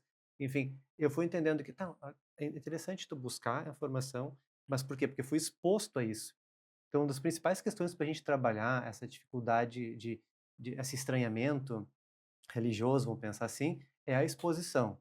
Uhum. né? É poder perceber onde é que isso atrapalha em mim, onde é que isso mexe em mim. Então, isso é nas mais diversas questões da vida. Eu posso estar, por exemplo, fazendo um grupo de homens numa roda e uma pessoa vestida com uma, sei lá, com os colares lá da Umbanda, não deve ser o nome, esqueci o nome, né? Uhum. E aí a pessoa chegar e diz, o que que é o nome disso aí? Um evangélico vai olhar e diz, tá, mas isso é uma coisa de Deus, né? Como assim não é uma coisa de Deus? Vamos sentar, vamos conversar sobre isso, né? Como é que é a tua expressão da tua religiosidade, tua espiritualidade, né? Será que todo mundo aqui na roda tem essa mesma expressão do que ou acredita em Deus, né? E quem não acredita em Deus, será que não pode ser espiritual ou não? Então, primeiro, essa exposição é fundamental, porque ela, causando esse estranhamento, vai mexer com a sombra da pessoa, que é aquele conteúdo que ela precisa olhar, que ela precisa trabalhar, e a gente tem uma chance de trabalhar isso, né? Em psicoterapia, é a mesma coisa. Então, por isso que eu trazendo os assuntos já desde o início, na primeira avaliação, já causa esse estranhamento. Então, desde as pessoas mais céticas que eu tenho que explicar, "Não, espiritualidade, deixa eu te explicar o conceito de saúde da OMS. Uhum. Saúde é um estado completo de bem-estar biopsicossocial e espiritual. Então, de acordo com a Organização Mundial da Saúde, parte da saúde é espiritual. Ah, não sabia. Sim, mas o que tu acha que é espiritual aqui? Ah, sei lá, que a pessoa tem que ter uma religião. Não, é a importância da gente poder questionar o sentido da vida. São questões existenciais que a gente está falando aqui. Tu não tem, por acaso, né, um questionamento sobre, tá, será que Deus existe ou não? Será que isso não faz parte da forma como tu vive? Então, isso faz parte da tua saúde? Ah, tá. Então, de novo, expondo e informando, eu acredito que é a melhor forma da gente lidar com essas divergências, com esses estranhamentos. Eu não sei se é mais ou menos por aí que tu Não, é perguntou. é é muito nesse caminho e, eu te fiz essa pergunta porque um tempo atrás eu fui eu vi, eu estava vendo alguma notícia, aquelas coisas que tu passa o olho e daí chama atenção e tu olha, né. E aí estava falando sobre atletas, que são que seguem o islamismo e muitas vezes vão ter alguns problemas importantes, como, por exemplo, o horário que eles poderiam ou deveriam, entre aspas, dentro da dos dogmas, às vezes, da religião, poder se alimentar, e como que isso poderia ser fator importante no que diz respeito à performance desse atleta, por exemplo, em determinadas épocas do ano. Então eu me lembro do Karim Benzema, que já ganhou a bola de ouro, Uhum, eu lembro. e como ele falava que da questão que ele tinha que fazer o jejum para a questão religiosa dele, de como que o aspecto nutricional era muito difícil para que ele pudesse performar ainda, e como que essas questões, de novo, existe um paradigma quase que separa isso, que essas coisas não devem ou não deveriam impactar, e que se espera que as pessoas performem sempre, o tempo inteiro, ou que esses fatores não deveriam, que estariam errados se tu botasse eles como primeiro lugar na vida, né. Então, Uhum, eu trago até isso porque eu tenho um perfil de paciente que trabalha que em geral é muito hard worker e um trabalhador, assim, às vezes, que entra quase numa coisa de um burnout. worcaholismo, assim, tá. E às vezes, vários aspectos de crenças são postos de lado, porque o ambiente ele que está inserido acaba não valorizando e até criticando, não diretamente, mas: "Como assim tu não vai estar disponível nesse horário? Por que que tu não vai Uhum, estar disponível?". "Ah, por conta de X", e a questão é que não importa o que é, mas como que daí vira acaba gerando até um distanciamento de coisas que são tão importantes para a pessoa, por conta desse contexto, né. E daí eu acho que volta até aquele trabalho que a gente falou aqui de valores, uhum. de: "Ok, teu trabalho ele pode ser um valor para ti". É que vamos pensar, se a Uhum, espiritualidade é uma busca, uma conexão com o que é sagrado para ti, uhum, o sagrado aí abre um monte de possibilidades, uhum, tá? Então, assim como lá no trabalho, a gente respeitando, por exemplo, a religiosidade intrínseca, né? Então, para a pessoa é muito importante, então ela não vai deixar de virar para Meca e orar. Eu peguei um avião uma vez que uhum. tinha uma escala, era para a Índia, tinha uma escala num país muçulmano, e tinha vários muçulmanos, e aparecia na telinha do avião o horário e uma flechinha apontando O para onde estava direcionamento, né. Uhum. Meca, porque daí e quando eu via no avião, lá no corredor, estavam pessoas botando o tapetinho no chão e fazendo as orações. Aquilo para mim foi: "Uau, até no avião eles fazem isso". Então, quando a gente respeita isso, provavelmente a pessoa vai ter uma produtividade muito melhor, que ela vai estar e é um aspecto da saúde dela, né, então Uhum, ela vai estar jogando futebol ou performando talvez muito melhor sabendo que as suas crenças, que o seu sagrado está sendo respeitado. Agora vamos pensar, sagrado é aquilo que é fora do comum e merece a nossa veneração, tá. Isso que tu falou, por exemplo, do trabalho, do teu perfil de pacientes, é o que as uhum, mulheres, por exemplo, enfrentam, uhum, quase inequivocamente no ambiente de trabalho. "Meu filho está com febre, preciso sair", né. uhum. Uma carreira, digamos, com uma presença muito forte desse masculino que impede a mulher de muitas vezes, né, fazer aquilo que ela quer, né, ou abrir mão. "Não, meu filho está doente, eu quero ficar com ele em casa hoje". "Ah, então tu não isso, aquilo. Ah, mas a tua carreira tu não pensou nisso, então não precisamos ir muito longe". Não, claro, claro. Mas o filho para ela é sagrado, Uhum, família para ela é sagrado, né. A gente brinca lá em casa que a gente tinha uma mesa redonda antes que a gente adorava, porque parecia que era mais fácil de jogar cartas, daí a gente acabou comprando uma mesa quadrada, que a gente se mudou e a sala era muito grande para aquela questões mesa. arquitetônicas, né. É, tu vê, né. Mas aí o que era bom naquela mesa, a gente fala até hoje daquela mesa, porque parecia que a gente ficava mais em família conversando, Uhum, que a gente acabava jogando, então vários momentos de refeição se tornaram momentos sagrados. O que acontece? A gente brinca assim, não, café da manhã é sagrado, né? Então a gente acorda, né? Hoje, por exemplo, eu cheguei, preparei o café para todo mundo desceu, até recebi um elogio porque tinha manga cortadinha, tinha abacate, tinha várias coisas que hoje eu me te puxei. puxou, hein. Não, hoje eu me puxei. E Ganhou aí, pontinhos, ganhou pontinhos. hoje eu estava inspirado. Eu vim aqui, né? Por isso que eu estava. E aí a gente lembrou disso, né? Lembra quando a gente falava que era importante a gente ter essa coisa de refeição em família? Uhum, Então imagina para uma mãe que está com um filho em casa doente, né, uma vez que tu tem filho, tu sabe a importância que é aquilo na tua vida, e tu não vai querer abrir mão, porque aquilo é sagrado para ti, uhum. né. Então a mesma coisa, tudo que é sagrado pra gente, que merece a nossa veneração, né, eu venero a minha família, eu valorizo a minha família, eu crio situações onde a gente esteja junto, eu crio, jeitos de ser e agir, inclusive na própria arquitetura, né, porque a arquitetura ela reflete os nossos valores, Uhum, é essa a diferença da casa e de um lar, né. uhum. A casa deixa de ser casa e vira um lar, quando eu decoro e quando eu tenho coisas a ver com os meus valores e com a minha família, né. Eu posso botar um sofá maravilhoso, mas ele porque tá na moda aquele tipo de sofá. Mas se ele não é confortável, qual é a graça? Se o sofá precisa ser confortável. Se a gente, quando está nós 4 juntos lá, assistindo uma série no cobertorzinho, aquele sofá diz: "Ai, sofá é tão bom, né, gente? Coisa boa que a gente tem esse sofá aqui". Isso é sagrado pra gente, esses momentos. Então a espiritualidade está nesses pequenos momentos, onde a gente precisa respeitar, assim, o que é sagrado do outro. Então, provavelmente, quando a pessoa ela é respeitada no seu sagrado, né, na sua sacralidade, e o chefe chega e diz: "Olha, vai lá para casa, cuida bem do teu filho". Ela vai voltar no outro dia grata, que bom, e vai produzir até melhor. E era nesse ponto que eu ia querer chegar, né, porque a gente às vezes se encontra em dilemas que são dialéticos, né, porque as 2 coisas são importantes. E tu entra num clash de valores. E tu não precisa necessariamente escolher qual o valor que ele é mais importante. Talvez a gente tenha que olhar para o momento. Mas isso que tu traz é fundamental, porque a gente tem bastante evidências de que um ambiente seguro de trabalho, ele produz mais, ele é mais lucrativo e, pensando nesse contexto, ok, quanto que isso realmente vai impactar? E daí, de novo, será que tu quer estar num ambiente que não pode permitir isso? Então são todas essas questões que, de novo, às vezes a gente está tanto numa linha de pensamento linear, dentro de um script de como as coisas devem ser, que às vezes a gente nem questiona. E eu acho que esse é o lugar, às vezes, que a psicoterapia ocupa. Porque muitas vezes a gente vai atender pacientes que não têm um diagnóstico, mas o que a gente vai atender é pacientes que precisam questionar a forma com como eles estão agindo, pensando e lidando. E não que estejam erradas, Uhum, inerentemente erradas, mas que talvez não estão alinhadas com quem eles são e desejam ser também, né. uhum.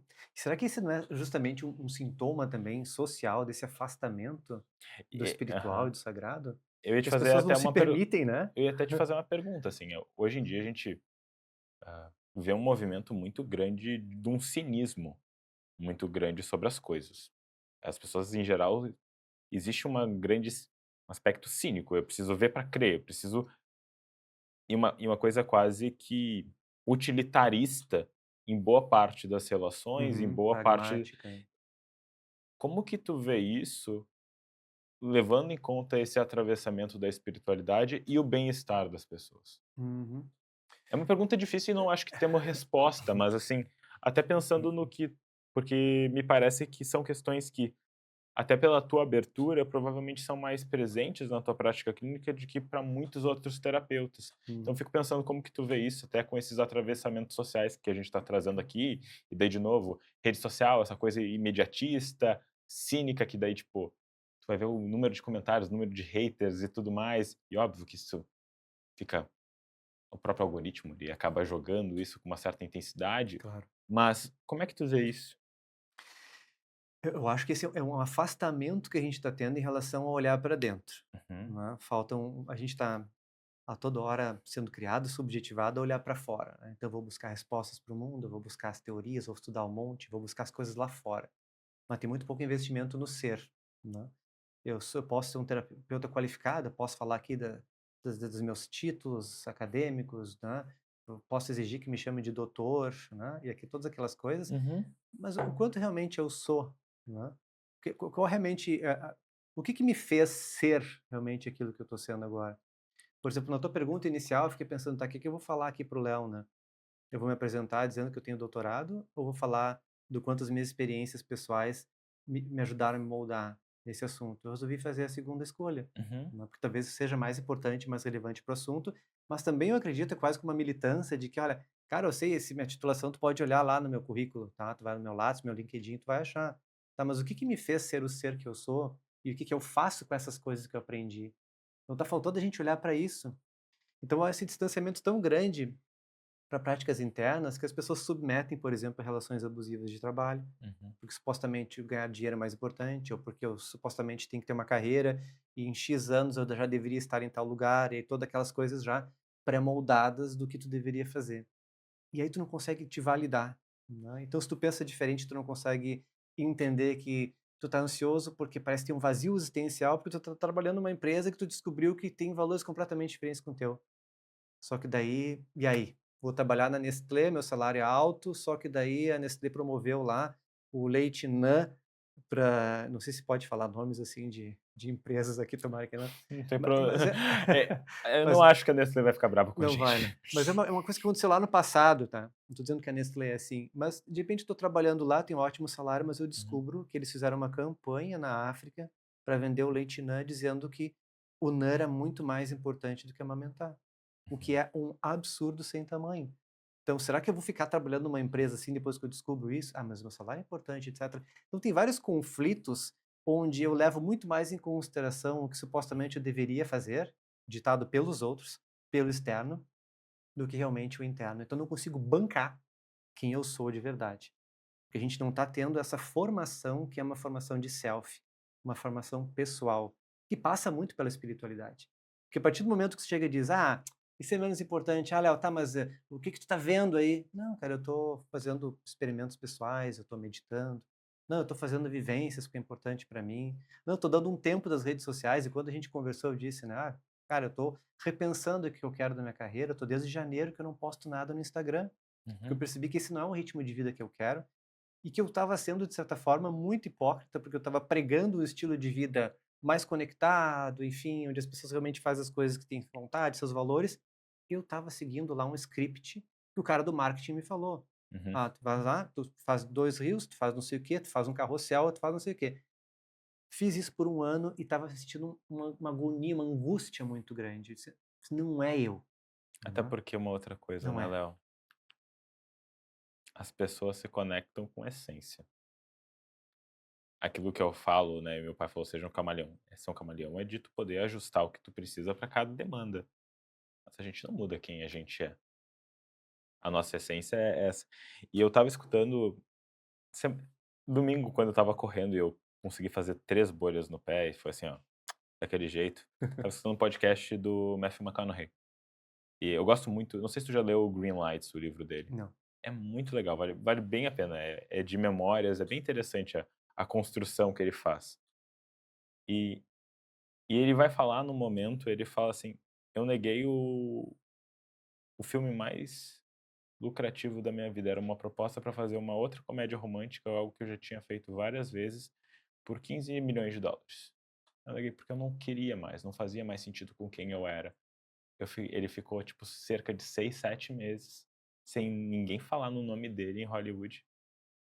E daí ele foi fazer o Clube de Compra Dallas, que foi onde ele teve uma virada na carreira dele. Porque ele também entendeu e teve a clareza de o que fazia sentido para ele. Não fazia mais sentido essa parte. E ele disse: eu não olho para trás com arrependimento. Foi importante. Naquele momento era isso que eu queria, mas eu não queria mais aquilo. E daí ele chegou, estava falando e foi evoluindo no podcast. E daí ele fala em um determinado momento que hoje ele não está disposto. Tem poucas coisas que uma coisa que ele não está disposto de forma nenhuma é de não de deixar de ser quem ele é. E ele fala: eu gosto de mim. Eu me compraria uma cerveja. Ele dá aquele Eu jeitão seria, assim. eu gostaria como É, amigo. eu gostaria de mim como amigo. E o próprio entrevistador pergunta pra ele: quantas pessoas será que conseguem falar isso? E daí eu acho que é uma pergunta que relaciona com os valores que a gente está falando aqui, com esse aspecto de transcendência, de quantos de nós realmente conseguiriam falar: eu seria meu amigo, eu gosto de mim. Uhum. E se a resposta é não, por que não, né? Mas como é que tu sabe trabalhar a tua essência, né, Léo? Uhum, Como é que te ensinaram a olhar para isso? Nos ensinaram muito mais a se adaptar, né, que é, vamos uhum, pegar os conceitos de Jung ali de máscara e self, né? uhum. Então tu vai ter o teu core ali, né, a tua essência, o que realmente não muda, que tá ligado aos teus Nuclear mesmo. valores, né? Uhum. E em alguns momentos vai se adaptar. Quando tu estava me vendo lá na PUC dando aula, eu não estava de bermuda e havaianas, né? Porque é ok, né, um professor universitário, supõe-se, né, ele naquele ambiente que não podia usar, né, chinelo de dedo. Tu não me viu, por exemplo, falando palavrão, né, por mais que eu fale alguns em casa, porque ali era um ambiente. Uhum. Então, essa adaptação, claro, eu dei um exemplo simples, né, porque eu lembrei da Claro. nossa trajetória, mas adaptações a gente está fazendo toda a vida, né, são personas, são Uhum, centenas de personas que a gente tem, mas essas personas elas são ligadas ao self. E uhum, esse self ele é reflexivo, ele é si mesmo. Então, olha só, tô sendo agressivo demais com as pessoas, preciso ser mais, né? Então, eu reflito sobre as minhas personas, eu reflito sobre a minha capacidade, e entra o autoconhecimento, de questionar um pouco a minha performance, os meus comportamentos. Então, essa característica de self, que é só o animal humano que tem também, de olhar para si e perceber se, por exemplo, o quanto, não, eu estou num rumo diferente daquilo que eu gostaria de estar daqui a 10 anos. Isso exige muita questão existencial, digamos, profunda, tá ligado à espiritualidade, mas sobretudo o que a gente está falando agora é autoconhecimento. Então, poder a todo momento fazer essa reflexão do quanto a minha performance externa está realmente ligada aos meus valores internos. Só que eu uhum. só vou conseguir fazer isso se eu tiver esse olhar para dentro, esse hábito de parar, de ficar em silêncio e de observar coisas do tipo, tá, quais são, existem alguns funcionamentos aqui que são da vida, da natureza, por exemplo, a lei da dualidade. Cara, sempre existem 2 lados de tudo que a gente for fazer, né. Eu estava escutando um podcast teu, tu estava entrevistando uma pessoa que falava sobre ansiedade, e Uhum, ela dizia: "Não, a ansiedade geralmente está ligada a uma coisa ruim". "Ah, mas tem aquela ansiedade de aprender coisas boas", etc. Claro, que tudo é dual na vida. uhum. Então, dualidade é um ensinamento que a vida me trouxe, né, que outras filosofias orientais e tu sempre falam da dualidade como o próprio budismo traz como digamos, um ensinamento, um funcionamento da vida. Bom, eu sabendo disso, eu vou também ter uma observância sobre os meus comportamentos e entender que as coisas não são preto no branco, não são Uhum. só uma coisa, não são ou. Talvez seja e É. uma coisa e outra, e Uhum, dependendo do contexto, e dependendo de quem olha, porque são crenças que estão por trás daquela interpretação, daquele olhar, e percepção são crenças também. Então, é observar nos detalhes, né, que relação tem essas coisas do mundo com o seu ser, com a sua essência, com o seu core, né. Mas para isso a gente precisa ser ensinado a olhar para dentro, ter espaços mais em silêncio, fazer mais vivências, enfim, não estou nem falando assim, meditação, pode ser também, mas coisas mais simples, inclusive psicoeducando para ouvir: "Olha, cara, ok, tu fez 10 cursos, mas qual foi a última vez que tu viajou e passou um tempo fora e conheceu outras culturas? Qual foi a última vez que tu fez uma vivência onde tu ficou de pé no chão abraçando uma árvore?". Começa por aí, sabe? e até de qual foi a última vez que tu parou pra pensar o que é realmente importante pra ti? Eu faço uma pergunta, normalmente na primeira sessão pra muitos pacientes. Não pra todos, mas pra muitos pacientes. Que é uma pergunta que eu faço às vezes em palestra que eu tô dando. quando eu vou falar de necessidades emocionais básicas. Eu pergunto, o que que tu precisa realmente agora na tua vida? O que que nesse momento tu precisa na tua vida? Muitas pessoas, talvez mais conectadas e talvez até às vezes em um maior sofrimento, mais conectadas com o que estão sentindo, vão falar afeto, conexão, segurança, tempo, tempo para poder ser quem eu sou. Hum. Ok, daí tu consegue explorar um pouquinho mais, mas já tá um pouco mais cru, já tá mais, talvez perto da essência. Muitas pessoas falam dinheiro, Uhum. só que daí tu vai entrar naquele questionamento de o que que o dinheiro vai te trazer? É dinheiro para quê? O que que ele vai trazer? E daí tu consegue ver que muitas vezes é conexão, me sentir talvez que eu tô performando uma coisa de prover, que para mim é importante, ou daqui a pouco para poder me divertir, pode ser várias coisas. Mas o que choca muito às vezes é que uma grande parte das pessoas falam que eu não sei. Nossa. E daí eu faço eu vou bem rogeriano ali, né. Eu não sei, daí eu falo: "Não sabe?" Dela: "Não sei".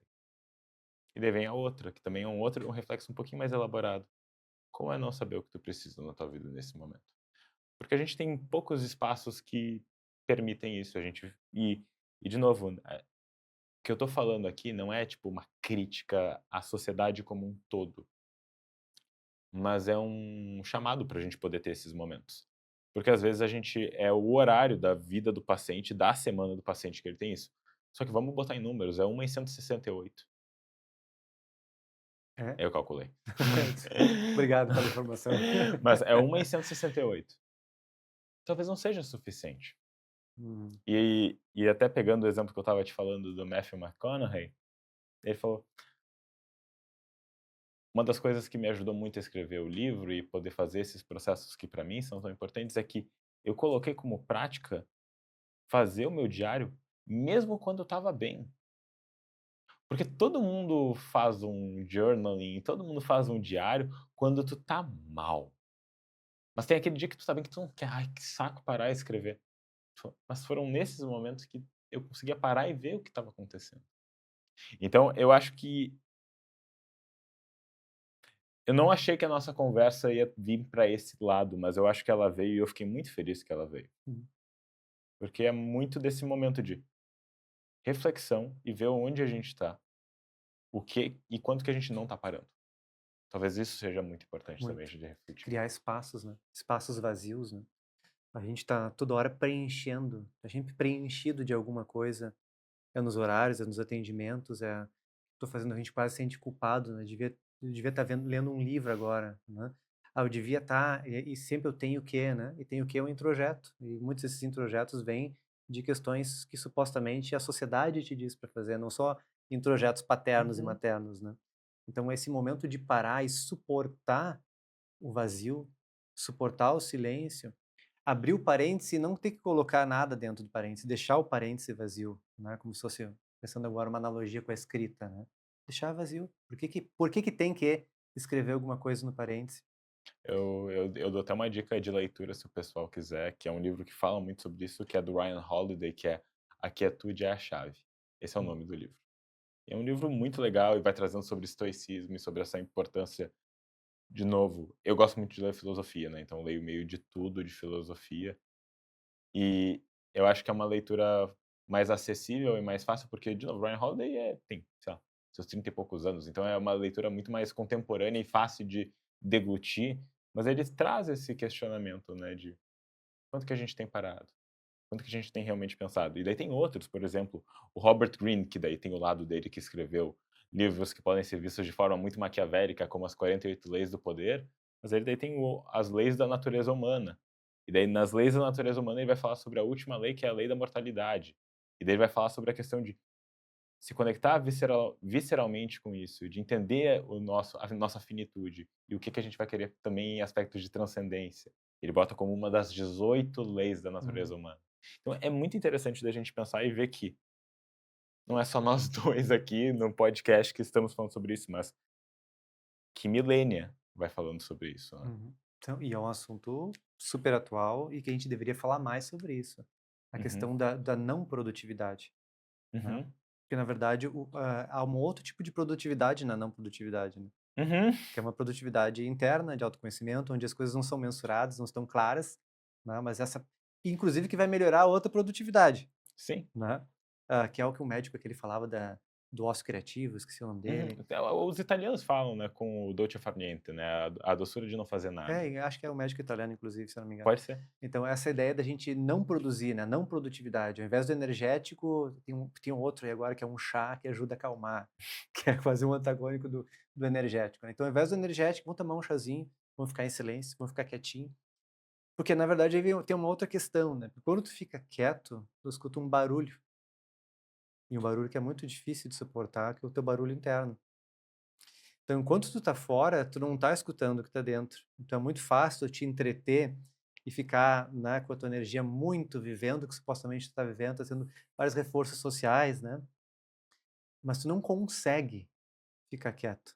Tu não consegue ficar em silêncio, porque no silêncio tem o barulho que vem de dentro de ti. E esse barulho pode ser muito insuportável. E isso fica muito mascarado nas tuas personas. O cara tem sucesso, o cara atende não sei quanto, o cara atende, ganha grana, aquilo, mas o cara não consegue ficar em silêncio. Porque lá no fundo, talvez ele saiba que falta alguma coisa, tem algum tipo de angústia, e ficar em silêncio vai remeter aquela angústia. Então, o que que ele faz? Ele coloca mais coisas para fazer na agenda. Então, é um assunto muito, muito importante para nós terapeutas, mais ainda, talvez, porque a gente lida com outras pessoas e que boa parte delas, hoje em dia, está tendo esse tipo de problemática ligada à ansiedade, né? À produtividade, ao olhar para o externo e não olhar para dentro. Então, para a gente, então, acredito que seria fundamental. Tem um livro do Oliver Burkeman que se chama 4.000 Semanas. Sabe por que que se chama 4.000 Semanas? Por que que se chama? Uhum. Deve ser porque é para a pessoa ter uma prática de alguma coisa. É o tempo médio que a gente vive. São 4.000 semanas que um ser humano, em geral, vive. São 4.000 semanas. Uhum, E ele fala no livro sobre produtividade, mas ele fala sobre o outro lado da produtividade. Ele fala sobre produtividade para pessoas normais. Ele quer falar sobre isso, no sentido de que ele era o guru da produtividade. E daí ele faz uma análise bem histórica e filosófica sobre, e ele chega em alguns achados importantes. Até que e tem uma frase dele que eu até peguei aqui, que ele diz assim que, no final das contas, o tempo que a gente gasta fazendo uma coisa é um tempo que a gente está acabando dessas semanas que a gente tem. Então, quando tu tá fazendo isso e tudo isso o tempo todo, qual é o real motivo para isso? E ele traz esse questionamento de quando a gente está escolhendo trabalhar, a gente está escolhendo não fazer outra coisa. E quando a gente coloca isso, porque a gente não pensa nisso em geral, mas quando a uhum, gente pensa, essa hora ela tem mais peso. uhum. Eu falo muito para os meus pacientes, quando eu estou discutindo sobre essas questões, eu digo: "Isso não é para tirar a tua ambição, isso não é para tirar a tua produtividade, Claro. mas é que a gente possa ser mais intencional com a forma que a gente está agindo". E às vezes, essa é a dificuldade, né, de entender que olhar para isso não é que tu não vai ser bem-sucedido e tudo mais, mas é que tenha maior intencionalidade nisso tudo. Perfeito. É como assumir as rédeas da tua vida, Uhum, né, e saber que direção tu quer levar lá o teu cavalo, né. É assumindo as rédeas que tu vai saber isso. Vai ter sempre 1000 possibilidades. Teu cavalo tá livre, mas entendendo, e acho que tu tá falando muito mais do sentido agora, uhum, né, qual é o sentido da vida, e entendendo aquilo que faz que tá mais alinhado aos teus valores, né, tu pode pegar as rédeas da vida e tá nessa intencionalidade onde tu faz escolhas alinhadas, né, a esse self, ou a esse self ideal, que é quem eu quero ser daqui a 5, 10 anos, né. E esse self ideal não é o cara, eu quero ganhar 1 milhão por mês daqui a 10 anos, não, quem eu quero ser. uhum. Então, que características abstratas, subjetivas, né, sutis, que fazem parte realmente do ser, não do ter, que eu quero ser daqui a, né. Então trabalhar dentro desse self ideal e entender que comportamentos, que atitudes do dia a dia estão realmente alinhados com aquilo, que a gente chama de norte existencial, Uhum. né. O que está alinhado ao teu norte existencial? E que coisas tu está fazendo na tua vida que realmente estão te empurrando, te levando e estão congruentes com aquilo que tu realmente pensa de ti ou com como tu quer estar, né. Fundamental. E daí a gente entra na pergunta mais existencial de todas, né? Como tu mesmo falou, qual é o sentido da vida?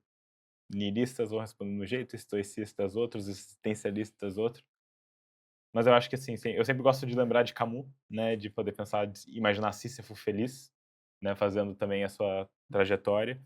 E eu acho que é uma. Eu gostei da ideia. É uma trajetória muito individual. Uhum, Mas eu acho que se tu não parar pra pensar, tu nunca vai chegar em lugar nenhum, né? E eu gosto muito.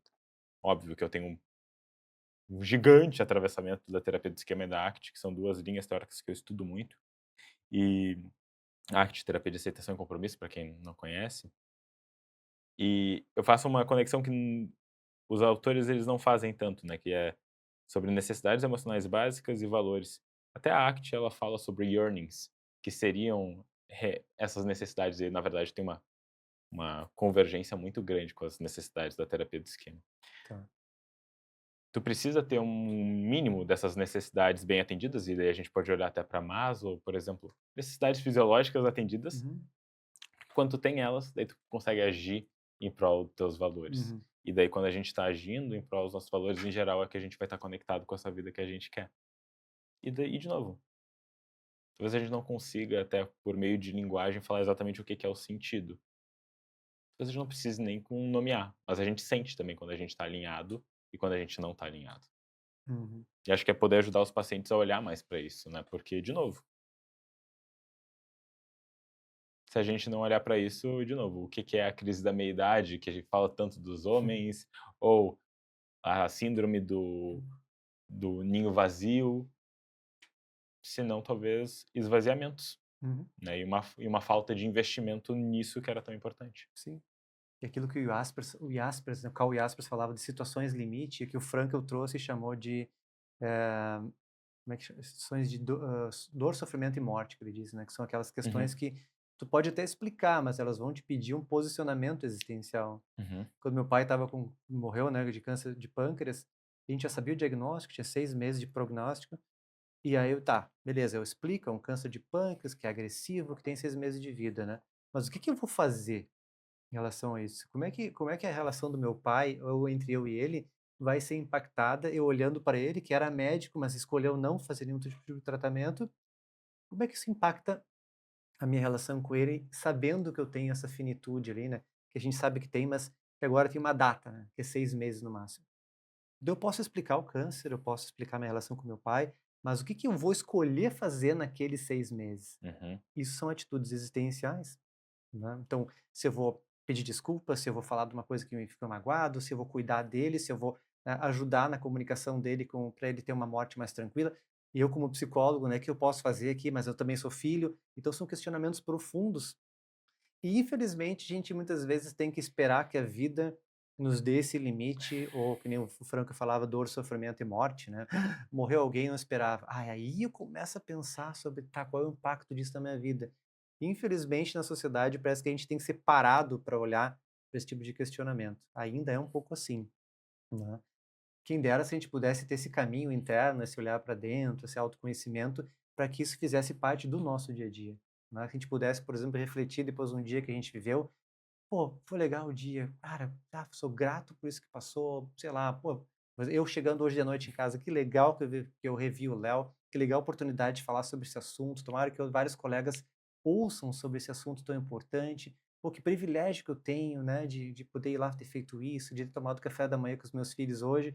Então isso de acompanhar as pessoas no seu dia a dia, para não ser somente essas situações onde, pá, ok, então obrigado a olhar e obrigado agora a se posicionar frente a isso, né. Isso é bem melhor. Acho que é um ótimo jeito da gente ir nos encaminhando aqui no nosso podcast. Mas eu acho que daí fica o convite de poder parar e olhar. Porque o que tu tá falando demanda esforço, mas não é necessariamente difícil. E demanda constância também. E constância a gente não precisa olhar da forma bem matemática. A gente pode olhar de uma forma mais de vocabulário, de gramática, que é de ter comportamentos parecidos de forma diária para poder trazer isso. Isso. Não precisa ser a mesma forma ou sempre aumentar, não precisa. Pode ser de formas diferentes. Mas o ter o comportamento constante de olhar vai direcionar. Uhum.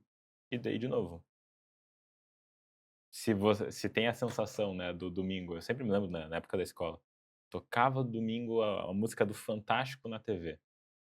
Ah, meu Amanhã é segunda. Deus. Precisa olhar para isso. Uhum. É É, síndrome do Faustão que diziam no passado, exato. né? Uhum. Precisa olhar para isso. Uhum. Por que tá sendo tão ruim para segunda? O que é tão diferente de um para o outro? Ah, meu trabalho e tal. Tudo bem, mas o que a gente pode fazer ainda com isso? Então, acho que é muito importante. Léo, eu faço uma pergunta para todos os meus entrevistados, os meus convidados aqui no podcast. Ele não tem, de novo, nenhuma intenção teórica, mas ela fala de trajetória. Acho que é muito do que a gente falou aqui hoje também. Se o Léo, criança ou adolescente, estivesse assistindo o podcast aqui hoje, o que tu falaria para ele? O que eu falaria pro meu adolescente? Ou criança? Segue a tua intuição. Segue olhando para aquelas coisas que tocam o teu coração. A mente é importante, o racional é importante, mas isso aí tu já vai estar cheio na sociedade. Segue a tua intuição, faz aquilo que realmente está lá dentro. Olha mais para essas questões de inteligência emocional, né? De nomear, de sentir, de se permitir. E o racional ele é importante, mas ele vem quase como automático, porque é assim que a sociedade vai vender o mundo, de uma maneira intelectualizada, racionalizada. Então isso tu já vai ter, Léo.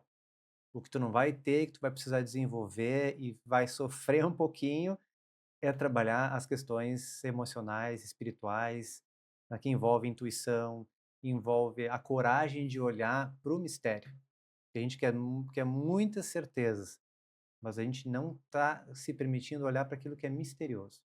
A gente quer dominar os 5% e esquece que tem 95%, no caso daquela questão do universo que a gente falou, que é a matéria escura que a gente não conhece. Então, te permite, Léo, te permite olhar para esses 95%, porque ali é vida. Não é só, a vida não está nos 5%.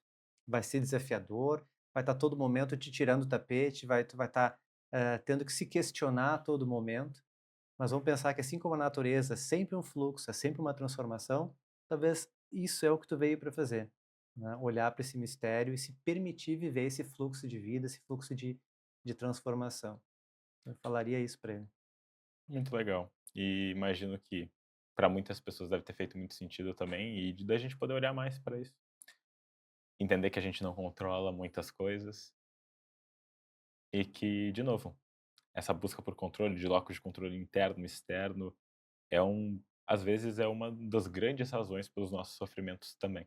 É. Então, Léo, queria primeiro te agradecer por ter participado aqui do Lendo Mentes, aqui conversar comigo, desse reencontro de uma forma ou de outra. Mas onde é que o pessoal pode te encontrar? Eu sei que tu falou que não está postando tanto, mas onde é que o pessoal pode te encontrar para conhecer mais o teu trabalho, para poder te acompanhar de alguma maneira?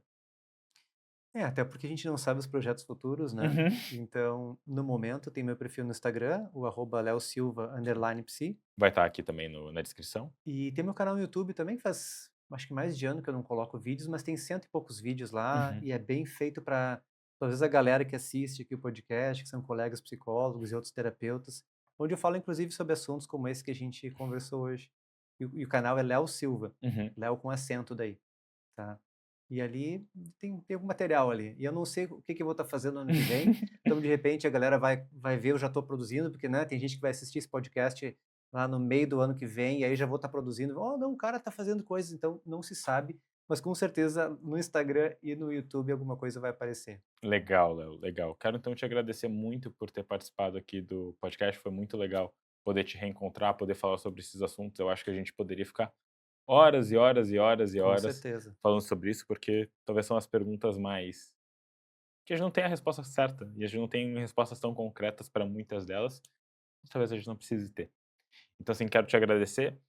Quero agradecer vocês também por terem assistido mais um episódio ou terem escutado mais um episódio do Lendo Mentes. Vocês já sabem agora o que vocês devem fazer. Se vocês querem mais um episódio com o Léo, que eu chame ele de volta aqui, curtam, comentem, me enchem o saco lá no Instagram, aqui no YouTube, que eu chamo o Léo de novo, vai ser um grande prazer. Muito obrigado por terem assistido mais um episódio do Lendo Mentes. Léo, mais uma vez, muito obrigado, foi um prazerzão e até a próxima. Obrigado. Valeu. Forte abraço.